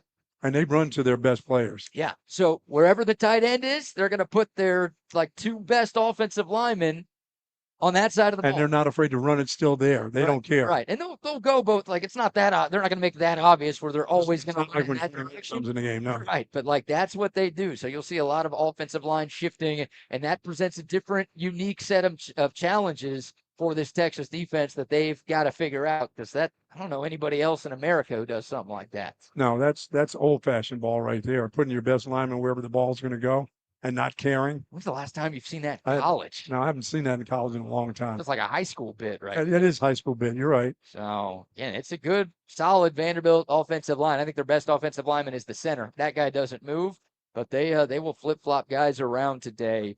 And again, that's where you can't lose track of. Yeah, and PK's liable to bring some guys out of the secondary today too. Some speed rushers after Pavia too. Yeah. And those dudes definitely have to break down, because they're the ones looking for big hits. You bring some safeties out of the secondary. They want to make the big hit on that kid. Break down and get him by the legs and get him down. Yeah, that's key. Key for this game. Yeah, the key is to get him down. It's not about the big, like I said, it's not a big hit day. Yeah. You're going to get big enough collisions because of the running game and their running backs that will lower their shoulder and dip it right into you. But when it comes to that guy in space, you got to break down. You just got to break down. You can't, it's not like, okay, I'm going to get a big hit on Pavia. I'm the one taking him out. No, just bring him down or hold him for a while and let the rest of them come. He's a battering ram. He is. He is reckless. He's got some round shoulders. Yeah, you've been calling him fat all week long, which hopefully that hasn't been used as bulletin board material in the Vanderbilt locker. Not a bad guy. He's going to come in the post-game press conference and say, yeah, that podcast host was calling me fat all week. I wanted to show him that I was actually a good athlete. We don't want that. He eats well at times. You can tell. Athletic dorms, they got a lot of food there. A lot of food. He's got, doing well in the NIL department, I would think. Too. A lot of good food in Nashville. Yeah, there is. Yeah, so he's probably eating well.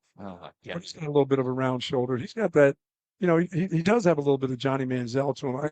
And, being around for years around Doug Flutie, he's got that kind of ability, especially when it's time to escape and then not just run the ball, but throw. Yeah. When he's looking down the field, he's looking to make big plays. He's waiting for you to make the mistake thinking you want to be coming up to make the tackle on him. Yep. And he throws it over the top of you. That's what scares me a lot about him. In a binds. Yes, he does. He's the best improviser in college football. Yes, he really is. That's like his most elite trait. Again, he's pretty solid in everything.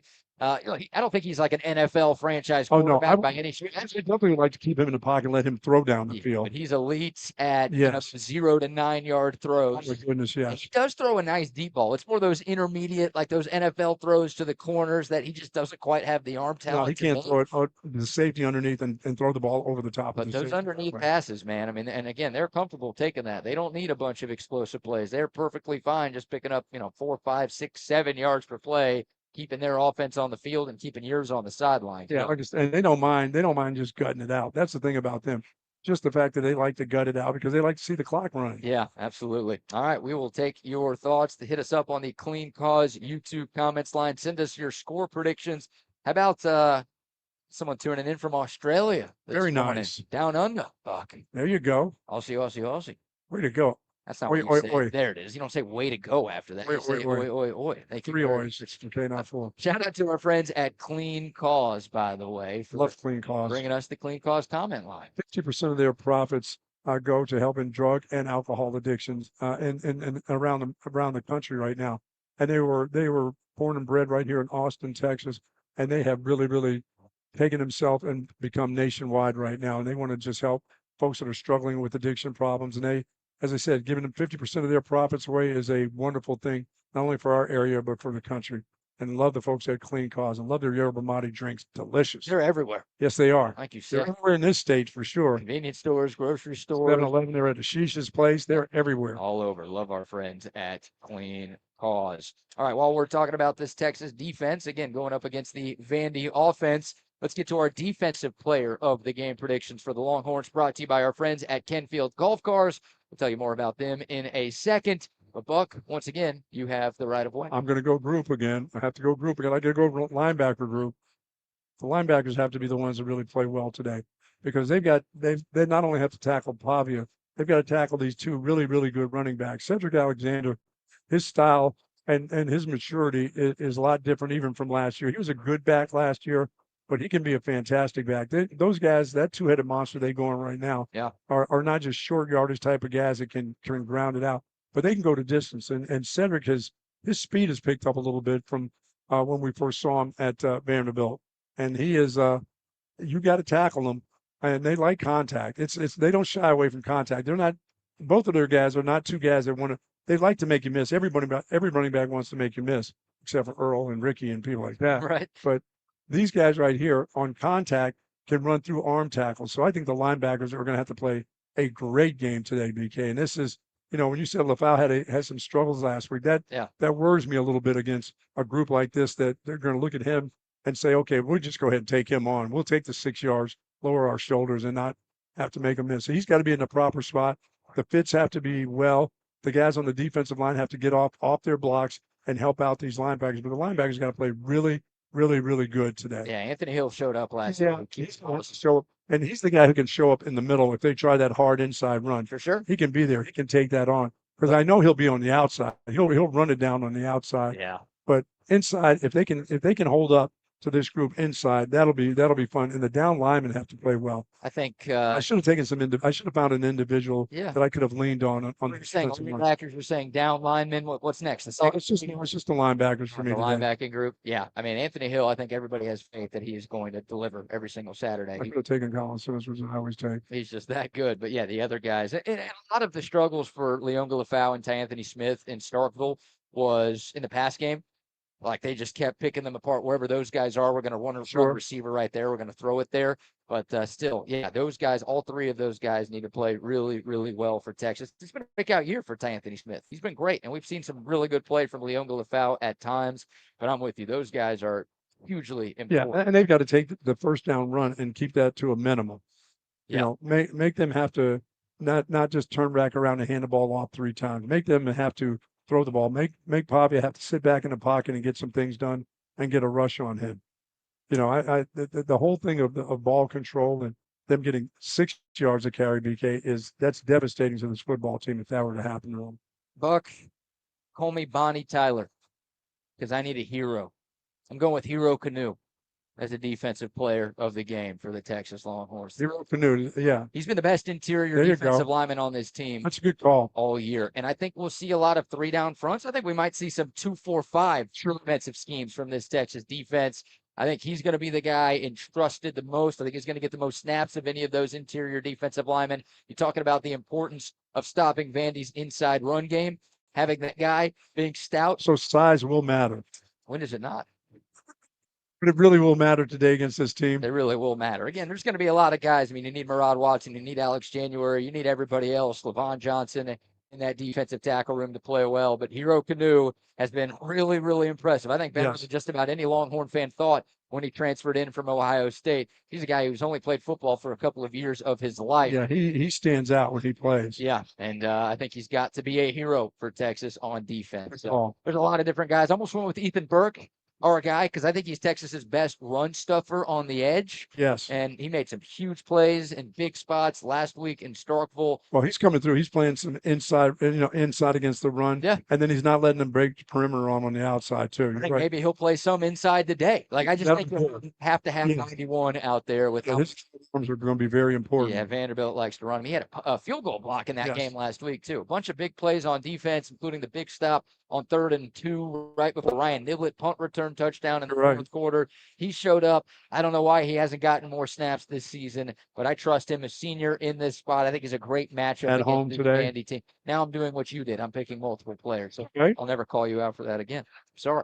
Gotta have that. Defensive player of the game brought to you by Kenfield Golf Cars. It's going to be back. We're seeing some Kenfield golf cars this morning early. They are all over the place on game day. The University of Texas trusts them with their golf cart needs. So you should trust them too. They've been around since 1979.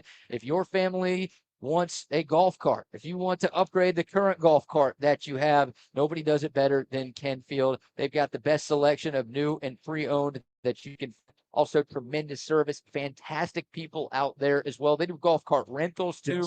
Just have a big event and you need something to trot some folks around the neighborhood. They still have gas cars also out there. The electric cars, the multi-passenger, the utilities. They do it all. Whatever brand that you have, again, they can also transform it into something new, or if you want your own, they've got it. Proudly owned and operated here in Austin for more than 40 years. Find out more information at their website, KenfieldGolfCars.com, or you can give them a call, 512-258-8515. All right. It's a good choice. I like that choice, too. Thank you very much. These early games are tough.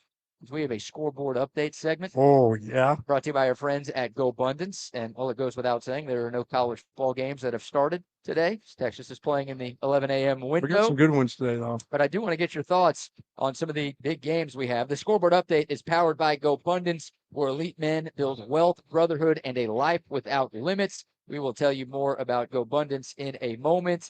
Not a slate, at least on paper. There's only 3 ranked versus ranked. College Notre Dame in Boston. Like I said, not a huge slate of games on paper. Penn State getting mauled by Ohio State today in Columbus. Yeah, that was supposed to be one of the games of the year. Yes, it was. Ball, and I'm looking at the line right now. The Buckeyes are 18.5-point favorites. That's not enough against Penn State. That's not enough. A game at 11. Let me just say something about that game. Yeah. Do you realize how upset Ohio State will be that Penn State's defensive coordinator bailed on them? Jim Knowles. Oh, yeah. You think he regrets that? Oh, you don't think they're going to try to run it up today in Columbus? That's a great point. On Penn State. Look out. Jim Knowles is still getting paid a lot of money. Wow. So I'm sure his bank account is okay with that decision that he made. But, yeah, I wonder. I doubt he's at Penn State next year. Although whoever Penn State hires should try to keep Jim Knowles. Of course they should. He's one of the best DCs in America.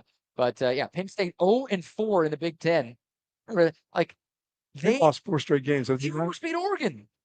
They overspeed Oregon. They lost in overtime to one of the best teams in the country.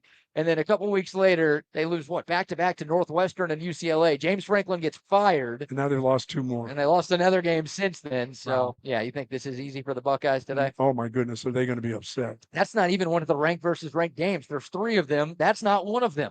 One of them, obviously, is here in Austin with Texas Vandy. Of course, we'll dive back into that in a second. The other one, Oklahoma at Tennessee tonight, 6:30 on ABC. Both teams 6-2. That is a college football playoff eliminator. Get on the road. for Oklahoma. Boy, wait till they get to that. Wait till they get to Knoxville and see that crowd. That's going to be a crazy atmosphere under the lights at Neyland. Talked to a couple of Oklahoma people this week. They are not very confident. Brent Venables has not done a ton right in Norman. He has really struggled on the road in his OU career. And on the road, and he looks like he may be on the ropes again, too. He might be. Yeah, I mean, Oklahoma still has some tough games left ahead of them. I think they've got Alabama on their schedule. They still have a solid Missouri team on their schedule. Man. They do have LSU, which that game looks a lot easier now, what LSU has gone through, and they just fired their head coach, too. Yeah, Brent Venables' seat not completely safe right now. So that's a big one. Tennessee only a 2.5-point favorite. We'll see if OU can bounce back from their loss against Ole Miss. And then late tonight, where College Game Day is this morning, number 17 Cincinnati at number 24 Utah. Does anyone care about the Big 12? No, and I think Utah will handle them at home. They're playing much better right now, and Cincinnati's going there without their running back. 11.5-point favorites. Yeah. Cincinnati is 5-0 in the Big 12. Yeah, they play really, really well. Their quarterback's still playing good, even without their running back, but they're going to need their running back. It's going to be tough in that stadium, BK, tonight. Thank you for saying it right. Yes, I want to make sure I got that correct. Yeah, I appreciate that. One other game I want to ask you about in the SEC, a big rivalry game, Georgia, Florida. Florida playing its first game since firing Billy Napier. Both teams coming off of a bye week. Georgia, number 5 in the country, 6-1 on the season. Florida, we know what Florida's been. It's just a player's game in that one. That's just only a 6.5-point favorite. I know. Georgia seems like they're starting to catch their breath right now offensively. Yeah. And Florida is still struggling in all phases. And with an interim coach right now, right? What are they truly playing for? I mean, guys are playing for other schools, getting ready to start thinking about other places to go. NIL deals, whether it's at Florida or elsewhere. Yeah, there's some different things being played for, but as I said, it's a player's game. Coaches aren't going to be able to get you pumped for anything here. This is going to be about the rivalry of that game. You know, that yearly that madness of that game. That's what you're playing for today. If you're a Florida kid, you're just playing because they just love playing against Georgia. Sure. Other than that, it's like, where are we going? Yeah, I can't. We don't even know who our coach is. I can't figure out that line. I can't either. But those casinos in Vegas don't build themselves, so maybe they know something that we don't know. I'll lean Georgia still on that. That line's been going down, by the way. It was 7.5 when we did our show yesterday morning. Now it's down to 6.5. Yeah, I'll lean towards Georgia continue to get their offense cranked up. Yeah, I tend to agree with you there. All right, so there's our scoreboard update. By the way, one ranked game that happened last night. Number 25, Memphis, all over Rice in Houston, 38-14. I kind of knew that was going to happen. A big one for your cousin. By the way, since we're doing scoreboard updates, got a prediction for World Series Game 7 tonight. Wow. Dodgers evening up the series last night with a 3-1 victory in Toronto. Game 7. Tony's going to make an appearance some way, shape, or form on the mound tonight. Yeah, that's what they're talking about. Not as the starter, though. Not as the starter. But coming in relief when needed. Yep. For the Dodgers looked pretty good last night. Hey, Mookie Betts got a hit, didn't he, last night? Big hit. Big hit last night. Yeah. So, two-run single. Low scoring game. It's the only hit of the game. Probably. It's the only hit he's had in the last month. That's what I was thinking. Maybe he's come to life, but I don't know. I can't root for the Canadians now, can I? But you're a Yankees fan. This is tough for you because, Yankees hate the Dodgers, but the Blue Jays are in your division. I'll go ahead and go Toronto. All right. Apparently, Ohtani is confirmed starting. I know there were some rumors about that. Actually started? Is going to start. And Max Scherzer gets the ball for Toronto, the wily veteran. Yeah, what a matchup that is. So that'll be fun in the world of baseball tonight. So there's your scoreboard update brought to you by our great friends at Gobundance. Legends like Earl Campbell and Ricky Williams showed us what it means to run with power, play with heart, and never quit. Texas football has always been about determination and pride. That same fire lives within Gobundance, where men push each other to stay hungry, stay humble, and achieve what others never thought could be possible. If you're ready to level up in business, your family, your health, and in life, Gobundance is the team that you have been looking for. Join the tribe today at GoBundance.com/TSU. They bring you your scoreboard updates. All right, bringing things back to Texas and Vanderbilt. Just over half an hour left in our show. You know what, Buck? Let's get to your 3 keys to victory. Brought to you by our friends at Sue Patrick. We're decked out in Sue Patrick gear. We'll tell you a little bit more about them in a second. But 3 keys to a Longhorn victory in today's must-win game against Vandy. Well, we talked about it. We started the show out by number 1 being protect the quarterback. You got to protect the quarterback today. Guys coming out there playing, just coming off of a concussion, whether he's 100%, 90%, you have to protect the quarterback. He can't take a bunch of hits like he's been doing. And he's been taking hits anyway. Right. Regularly, he's been taking big hits. Today, you have to do something special in this offensive line, some way, shape, or form. You as an individual can't let your guy come clean and hit the quarterback. That's number 1. Number 2, you got to stop their run at all costs. I don't know what the defensive fronts are going to look like, but whatever PK's got in store, BK, you have to stop the run. They're going to run the ball, and they're going to run the ball in the first quarter, and they're going to be looking to run the ball in the fourth quarter. So I should probably say minimize the run game because I like stop more. Yeah, I'd like to have them stop it, but it's going to be hard to stop this run game with them. They've got a variety of different kind of runners, and they've got a variety of different kind of schemes. They got a pretty good offensive line, so you're not going to get where you stiff them every time they run the football. They're going to get theirs every once in a while. As I said, Cedric Alexander coming back to Austin, playing in his hometown for the first time. This is a big deal to him. He's going to have his family here at the game and stuff. So you got to stop them if you can.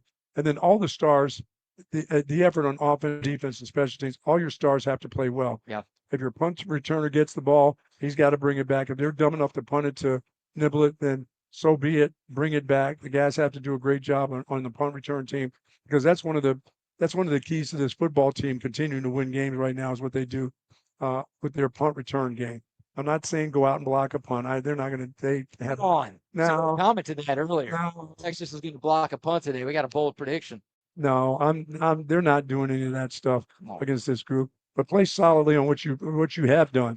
And returning punts has been really good for this football team. So that means on defense, guess what? You have to make them punt the ball. Get off the field. Get off the field so we can get the punt return team on there.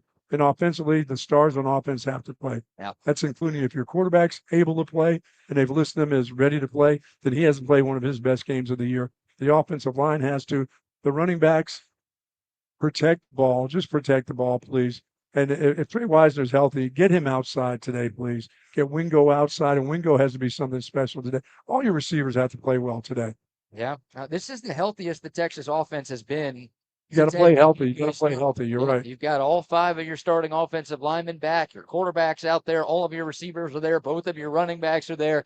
I mean, it's hard, not to make excuses for everybody, but it's hard to get some sort of offensive rhythm and consistency when you've got different personnel out there every single week. So now you finally got all of your guys out there. Hopefully it can come together. Look, Texas, they had their best offensive game of the year. They scored 45 points last week. I mean, outside of Sam Houston, but we're talking about against teams with the pulse here. They put it together, especially in the fourth quarter and in overtime. The hope is that they found something, and the hope is that maybe they can ride the momentum from what they did late in the game in Starkville, and we could see some of that today. Yeah, I feel like Sark is going to find a way to get Trey Wisner outside today. I hope so. Not between the tackles, but finding ways to pin these guys on the outside and bounce it outside for him to make some real yardage outside. I'm looking for him to have a good game. If I'm looking for anybody to have a good game in that backfield, it'll be Trey Wisner. My thoughts on C.J. Baxter, just another week of being healthy. Yeah. That's knock on wood. That's a good thing for him. Right. I wish he was 2023 healthy. Yeah, he's not 2025 healthy. No, he's not. He's not that. He's still, once again, and that should be expected of fans. They should. I mean, coming off a knee injury, some guys do it. They get back quickly, but they're not quite ready to go. He doesn't come across as a guy that's quite ready to go. But having him not on the injured list after actually performing in a game is a plus for Texas. I'm with you. Yeah, hopefully he can make an impact in this game today. All right, I want to dive into each of those keys a little bit more, but first, shout out to Sue Patrick. Love Sue Patrick, 5222 Burner Road, all your Longhorn apparel there. $59 or more online orders. You get the opportunity to get free curbside pickup, and we got plenty of parking curbside. Oh, yeah. You won't have to worry about the crowds. No. Getting into Sue Patrick and get everything you need. And the jelly cats. Let's not forget the jelly cats. I know what you're thinking out there. What the hell are you guys talking about jelly cats?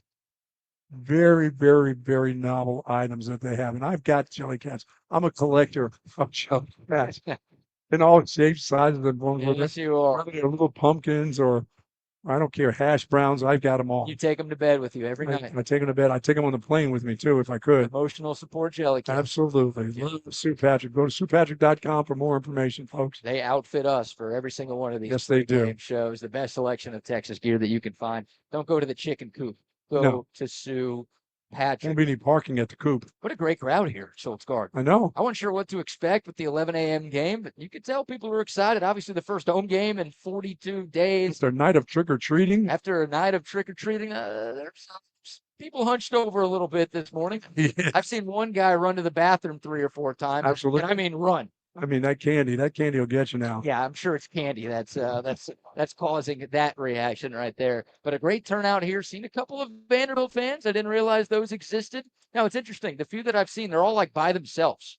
Maybe they like Yeah, don't have groups. They don't have friends. They don't do groups. Yeah, They don't do just game. one at a time. That's just all they got. Yeah, they But- don't do groups. But man, it's going to be a great crowd here. Cool this morning. A lot of jackets. YouTube decided to do.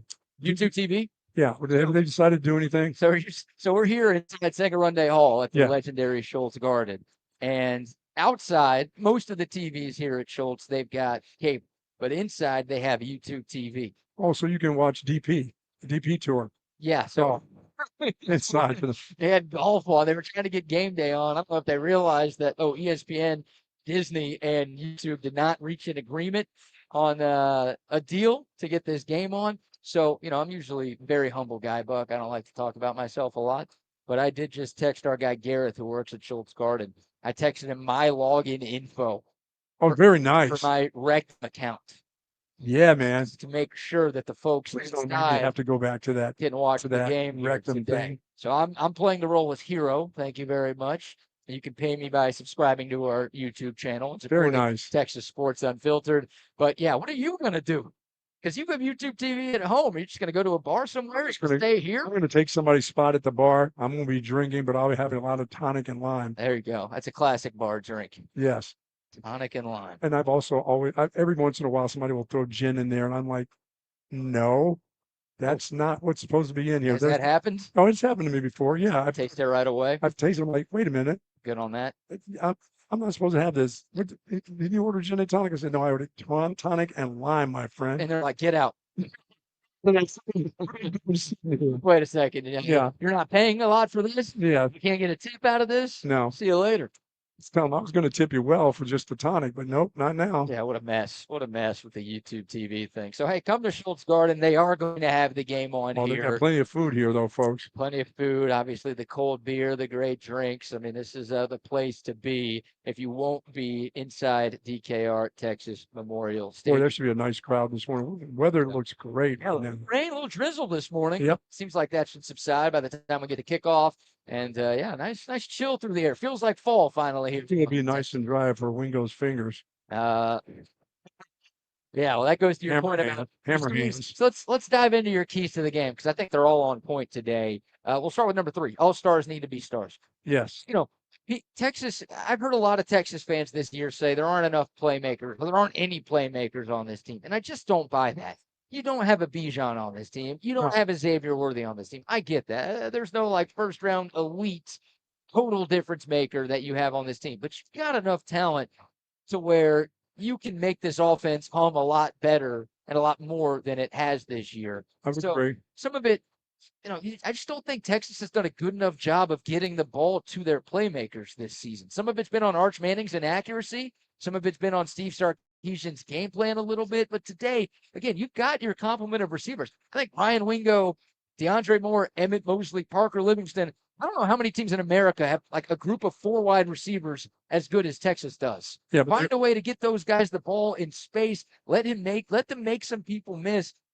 You don't need to be having explosive plays on just balls that are thrown 40 yards down the field. Find a way to get those guys in a little bit of space. They can make some dudes miss and make some stuff happen. Yeah, I think Mosley's one of those guys that can make you miss. He's kind of hard to tackle. He's got that kind of lean body, and he moves pretty good with the ball. Yeah. Find ways to get him the ball, too. Wingo just has to be consistent with his catches. He gets enough balls thrown at him, but if he can catch the 3 more that he drops, that's going to be a good day for him. And I think it's clear that Emmett Mosley's role in this offense has increased. Sure. I mean, last week he played the second most snaps of any Texas wide receiver behind only Ryan Wingo. 4 catches, 53 yards, 2 touchdowns. and they went to him in clutch spots. They did. They did that at Stanford last year. He had 6 touchdowns in his freshman season at Stanford. I think 4 of them came on 4th down. It's like, man, for a true freshman to earn that kind of trust, like that's the guy you're going to in the biggest spots. For Texas, he had the 4th quarter touchdown that helped get the Longhorns back into the game. And then obviously the game winner in overtime. This is the guy that it takes a lot to earn this coaching staff's trust. For sure. Especially at wide receiver. Emmett Mosley has come in. He's been able to do that. Yeah, the other thing is, please don't make Jack Injuries the guy when it's time to run the football. Oh boy. The main blocker at the point of attack. Don't quit doing that. That's not working. He's not that guy. He's not the guy that goes in motion and protects the end of line that you try to run underneath. He just gets hammered. Yeah. It's not fair. It's not fair to him. I know he may be one of the better athletes there with movement, but he's strength-wise, it's not even a stalemate anymore, BK. He gets driven back down into the play. Yeah, that's another change that I'd like to see made in Yes. this Texas offense. Too much 12 personnel. Right. And I know Sark loves doing that. And again, when your offensive line struggles, common logic is, okay, well, let's have some tight ends help block. Yeah, put hammer hands out there. No, these tight ends can't block. None of them can block. None of them can block right now. Passing game, running game, it doesn't matter. So the less tight ends, the better. I would agree. I think. Again, Texas, we talk about them going Stretch the tempo, field, yes. but also more spread. Your receivers are better than your tight ends right now. You should not be forcing multiple tight ends. When you're in the red zone, that's fine if you go a little more jumbo. But if you're inside the 20s, this offense has been significantly better in 11 personnel. Yeah, and I'm like you. All of a sudden, I hear a tight end's name. Well, why is he in the game? He doesn't play that much. Is he coming in here for 2 or 3 plays a game? Why do they do that? Yeah. Why do they try so many different tight ends? And are they trying to still get a role for them in game number 9? I don't know. They played 5 different tight ends against Mississippi State, Man. and those 5 guys ranked in the bottom 8 in terms of offensive player grades from Pro Football Focus. Yeah, So- finally 2 guys that can do something, do it well, and let's go. I think those guys, I think they can be good players. I think there's a lot of potential, and some of those dudes are really young. Feel like they have Yes, they are. futures, but just right now, I think I don't have the stat in front of me, but we talked about it earlier in the week. I think on the 11 touchdown drives that Texas has had against Power 4 teams this year, when they're in 11 personnel, they're averaging 13 yards per play. When they're in 12 personnel, they're averaging 4. Yeah, that'll tell you something. You're averaging a first down per play when you're in 11 personnel. Take that for a stat. Take that for data. There you go. That's perfect. Good call. Breaking the equipment here. I got to be careful with us. Oh, you're right about it. Why waste your time doing that? Just don't. Again, 1 on the field is fine, but you don't need 2 out there. They're just not adding any value to your offense. When we're talking about getting your playmakers the ball in space, I don't know if you have a true playmaker at tight end right now. You've got 3, 4 of them at wide receiver. Those are the guys who should be the focal point of your offense. Now, how to get explosive plays today? That's the key right now to me. Yeah. Once again, for me, the run game will have to be on the outside getting explosive plays.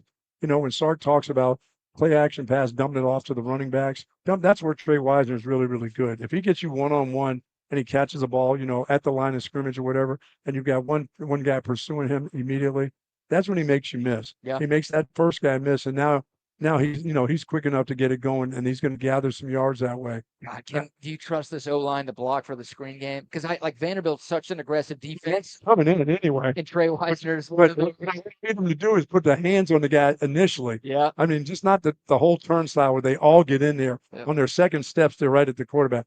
They're getting in. Yeah. They're coming. They're going to come with pressure. When it gets hard, Yeah. can they block the guys that they're supposed to block? Because when you run a screen, it's running back, You're going to touch them. you intentional, a couple of your offensive linemen go to block the screen. So they hey, quarterback, you better get this ball out quick because we're not looking for you. We're blocking for that guy. Can they just block for that guy? They you could set up screen calls as many screens as you want. But they can't In the way. Just get in the way. Fall in the way. God, because I think that's how you can get some explosive plays to your receivers. I would your running agree. Backs, the screen game, take advantage of Vandy's aggressiveness. I think that's a great game plan against this defense, but you need guys to block for I this. do like the fact that the wide receivers have done really, really well. Yeah. After the beginning of the season, those first couple games, you start getting a guy who will hold, and that's a tough block. That's a tough block mid-season, but you generally have those early in the season. They haven't had a lot of that stuff on their quick screens outside. That's Guys have really done well with their hands, keeping their hands within the framework. Yep. Out there, not grabbing guys and letting the runner who catches the ball play off of you instead of grabbing a guy and putting him in a direction. I like that a lot. That's That's hard to do. Yeah, that's another reason why Emmett Mosley's playing a lot more, because he's a very good and willing blocker on the outside. And DeAndre Moore, a lot of those early struggles, remember, Mosley missed the first 4 games of the year. DeAndre Moore missed a couple of games early in the year. Those are your 2 best perimeter blockers. Sure. So having those guys back and fully healthy, you trust those guys. And I think that's why Mosley's playing more than Livingston right now. Like Livingston's very good. He's not a handsy. Yeah, I think there's more trust with Emmett Mosley in the blocking department, too, than there is with Livingston. And plus, you brought him here for a reason. Yeah, he's also a really good receiver. I don't want to make it sound like I'm dunking on his ability to catch the ball. Again, we just praised him for how clutch he was 7 days ago. And for Livingston, I think he's now to the point that that knee is okay, that leg is okay. He's got his quickness back. And if he can make plays, just keep getting him the ball, too. Yep. Make sure he gets the ball, because he's your roommate. You got a relationship with him. You feel safe throwing him the football.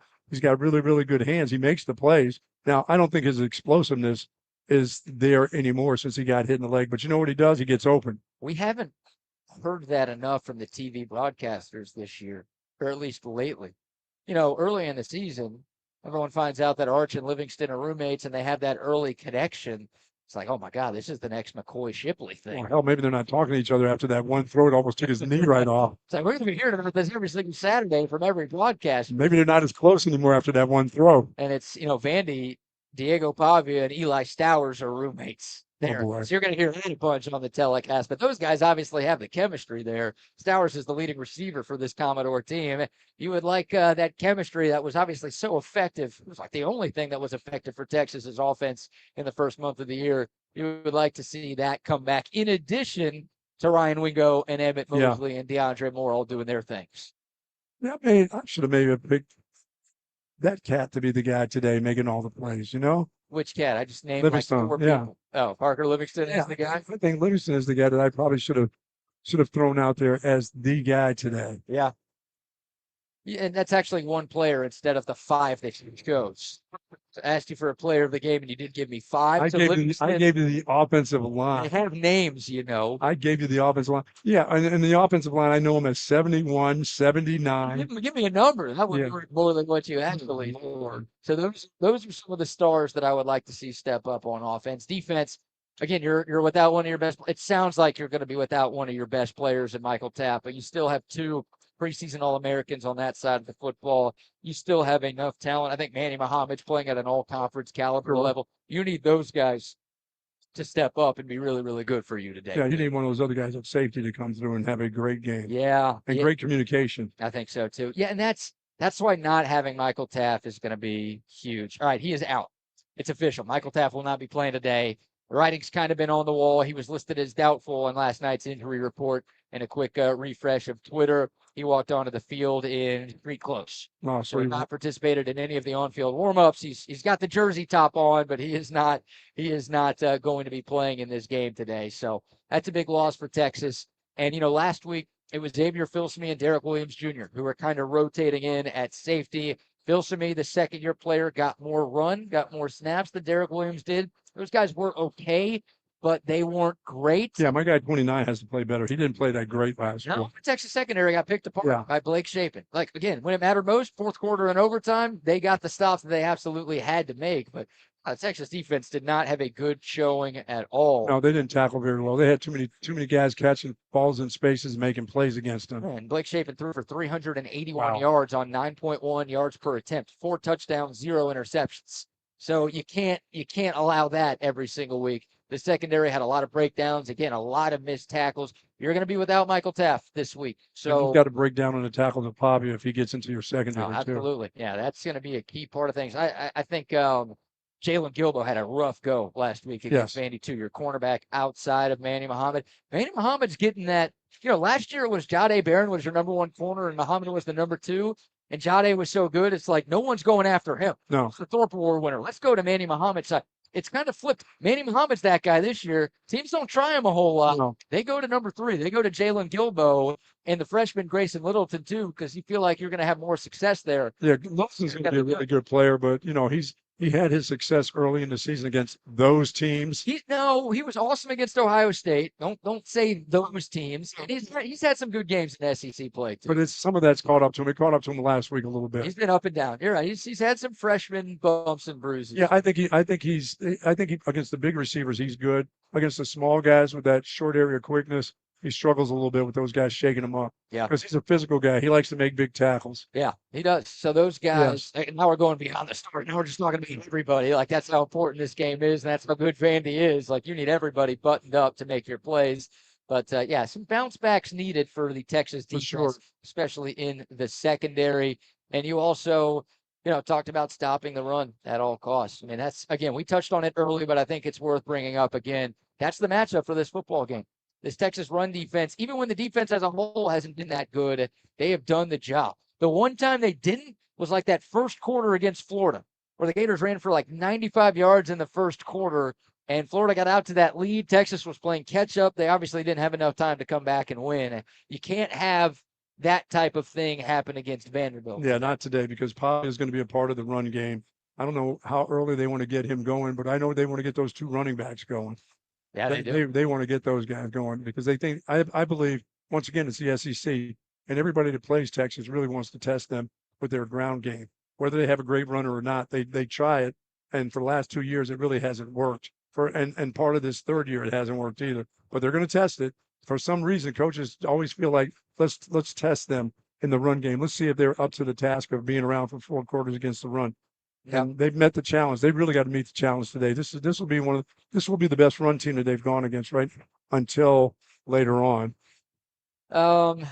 Who's later on? Later on is A&M. Yes. Yeah. Yeah. Look, Vanderbilt has an elite rushing offense. They're third in the conference. They're averaging about 200 yards per game on the ground. But again, Texas, that is the strength of this Longhorn defense. That's what they do better than anything else. The number 1 rushing defense of the conference, top 5 rushing defense in America. They are legit. It's crazy that I almost want to see Pavia drop back and pass. That's what you have to. Oh, yeah. That's the thing about Vandy. Again, they're 7-1 this year. They're 3-1 in the SEC. I went back and looked at Diego Pavia's game log. He does not have an SEC game this year where he has thrown for more than 200 yards. They're 3-1 in the conference. So how have they been winning? His legs and their running backs. Yeah. So you talk about teams trying to run against Texas. Vanderbilt wants to run because that's what they do. Yes. So Diego Pavia, you make him beat you with his arm. You do that by starting fast and playing with the lead and obviously stuffing the run game. You do those things, then you're going to win. You're going to win today. Like for as great as Diego Pavia is, he's not the type of guy that can just pick you apart constantly with his arm. Right. When they have to go, up tempo and spread the ball out a little bit. He's dropping back a lot. This morning, that's a good thing. That is a good thing. That is a very, very good thing. If you see him handing the ball off a lot, that is not a good That's not a good thing. At all. So that's a big key. And then you talked about your first key to the game was protect Arch at all costs. Yeah, you do. The guys have to give everything they can. And the running backs, when they bring their linebackers, running backs have to step up because you can't, this is not one where you start trying to cut guys and they jump over the top of you and they're in the quarterback's face. You got to give up your body today. You got to be, some of this is on Arch Manning too. It just feels like the communication up front has not been where it needs to be. There have been too many free rushers. Sure. Going after Arch Manning. And when we say free rushers, I mean guys coming in clean. Clean. And not just from the edge. Where it's like, no, it's a corner blitzing and Arch knows that guy's unblocked. Yeah. Like right up the middle. And that's every quarterback will tell you the pressure they hate the most is the one on your face. So some of that's on Arch, at least according to Sark. He's like, Arch has to do a better job of directing his offensive line where to go. Some of it's on the center, maybe not doing a good enough job telling the other 4 guys around him, hey, here's what we're doing here. Here's who you need to block. I don't care who to play. It can't be something that we're blaming people for in the postgame. Yeah, he has the offensive line has to have the game of their lives today. As much as they get praised for what they did against Oklahoma, that has to be repeated. It's got to be that. Yeah. It's got to be that kind of game. And I don't even know what the starting 5 is going to look like. We're less than an hour away from kickoff, and I don't know who's going to be. I mean, we know Cole Hudson is back. We know he's healthy. You assume he's earned his starting job back, but is he the starting center, or do they try him at left guard? My guess is Hudson's going to be center, and Connor Stroh's going to be left guard. And Connor Robertson's going back. Okay, give me some numbers. What number is that left guard that you just said? Connor Stroh is 79, your favorite. Now, 71 is the one that's when it happens, he becomes the turnstile. He's the younger. No, is he the no. young? It's not an individual turnstile. They're both. They're both turns. DJ Campbell has been the most consistent right guard. Young is 71. Freshman, true freshman. Okay. So he's got a bright future. I also think he was recruited as a tackle. So it's not his fault that Texas doesn't have anybody else who could play left guard There's less air in there at the guard. Right. There shouldn't be a turnstile. There shouldn't be freebies in there. I know. And if he's a tackle eventually, that scares me even worse because there's a lot of air out there. You know what? I think I wrote Chip Brown earlier this week asked Sark about left guard, right? Okay. Like what's the rotation? You know, you started Nick Brooks at left guard last week. He's played the last couple of weeks, but then you brought Connor Stroh into the like DJ Campbell got hurt, missed a few plays. When Campbell went out, Connor Stroh came in to play right guard. When Campbell came back in, Connor Stroh moved from right guard to left guard, and Nick Brooks went to the bench, and that was it for him. Right. So it's all like your guess is as good as mine. Sark was asked on Monday, like, what's the left guard rotation look like, and is there anybody else that maybe you haven't tried yet? So Connor was out. You know, obviously he was injured before. The plan was to play him some. We went into the game and you know, it was kind of odd. We were planning on rotating them, and then DJ got nicked up, and so Connor had to go in there, and then Connor went over to left guard, and I just felt like Connor was playing better. It was like one of those go with the hot hand. I thought that kind of worked out for us there. At the end of the day, those are the three guards, and those are the two at left guard, and Nato and Nate and the other guys are all working, and if their number's called, they got to be ready to go. Got a smorgasbord of just dudes going in. Yeah. That's all it is. Their number's called, they'll be ready to go. Yeah. Like, all right, their number's not going to be called, so quit asking me about Neto. Yeah. He ain't playing.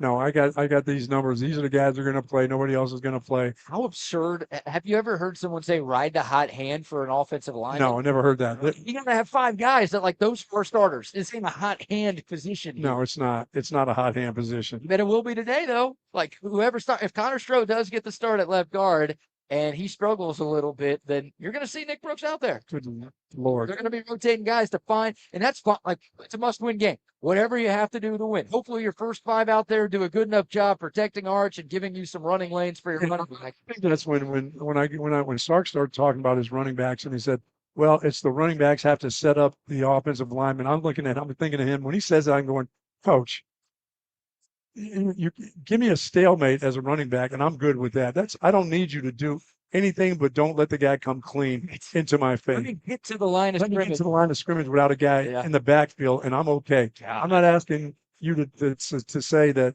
you know, I need my offensive lineman to power these guys and knock them down the field. No, just let me get to the line of scrimmage. My guard's butt is in my face right there. I can do something from there, but I can't have my guy's butt in my face 2 yards into the backfield. That's what I can't have. Talking about an orgy here? What are you talking about? It's just when he says that, I'm thinking the running backs have to set up. There's nothing to set up, Coach. No. There's nothing to set up. They're running for their lives, like the quarterback is. Again, the Oklahoma game, 35 carries, 136 yards. It's possible. That would be so awesome Well, today. Vandy is giving up just 101 yards per game on the ground, so that would be worse than what they typically How give many up. 11 a.m. games have they had so far this year? Maybe this will get them. Texas? No, Vandy. Oh, that's a good question. I know this is Texas's third. The first two games of the year were 11 a.m. kickoffs, and then Yeah, well, they're early risers. We've seen them play early in the year, but Vandy, maybe for Vandy they won't be ready. maybe Vandy doesn't like to get up early in the morning. Maybe they don't. No. Maybe Pavia was getting hammered on 6th Street last time. Yeah, Ridiculous costume, and he's going to be too hungover to play well today. That's what we're looking for. that'd be nice. Shout out to Stormy Thunder 25 times in. Says, hey, Bucky and BK, I have my wedding today. Planned it around the Texas football schedule. My lady and I are rocking the Texas Hey Dudes. All I want is a Texas win. Very nice. Well, congratulations Congrats. to you and your wife. Congratulations on getting lucky with an 11 a.m. kickoff today, so you There don't you go. miss any of the game for your wedding. And congrats to you for rocking the shoes, wearing Nice. shoes when What was they that? walk down the aisle tonight. Now, congratulations. And It's going to be wearing spikes? all I want for your wedding day is a Texas win, too. Absolutely. That will be my gift. That will be our gift from Texas Sports Unfiltered is a Longhorn victory. So, what you haven't said a word about is we know what the punter is like and the punt returner is like. Yeah. What about your favorite position, the kicker? What are we looking for? Our kicker or their kicker? Our kicker. Trust our kicker. I know Mason Shipley missed the chippy of all chippies last week. That But- full hook.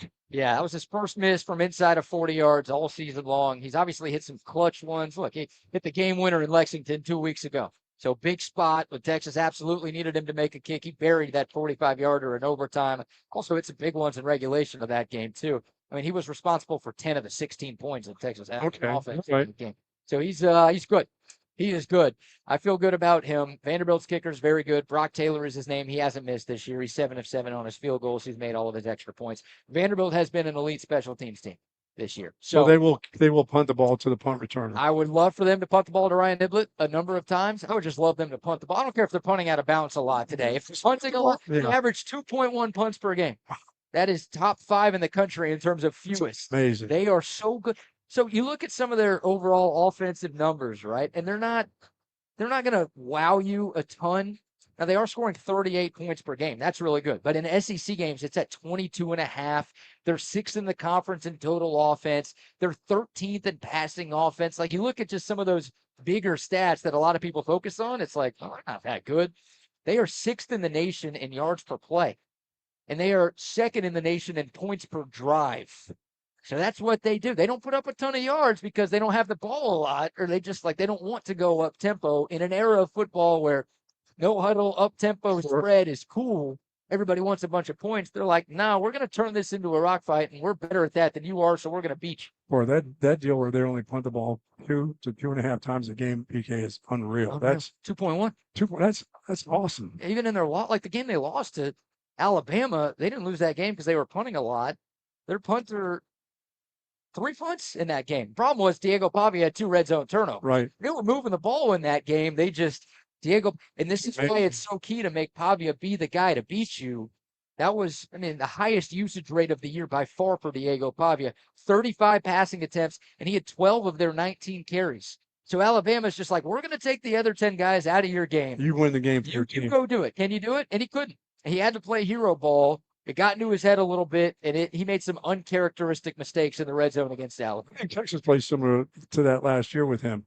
Yeah. He got away with the win. Yeah, you got to make him be the guy. Diego Pavia, 143 passing yards and 2 interceptions in Texas's win in Nashville last year. You need to do the same. You need to keep him under wraps, but make him be the guy. Right.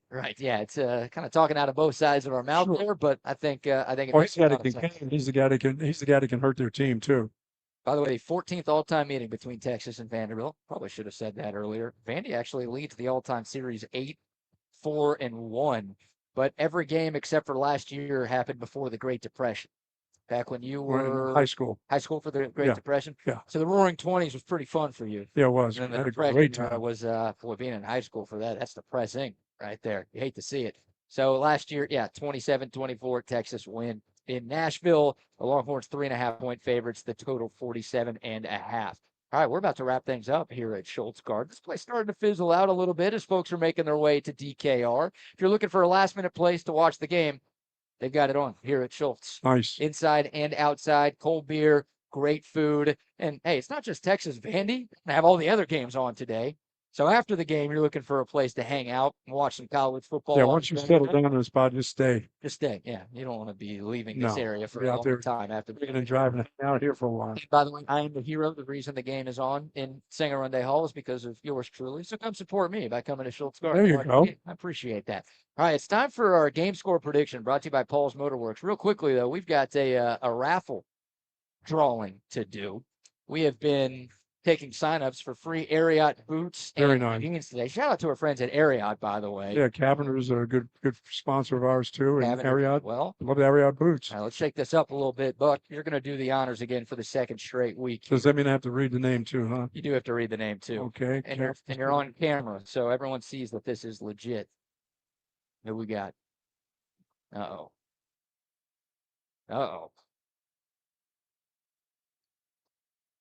I think it's Para.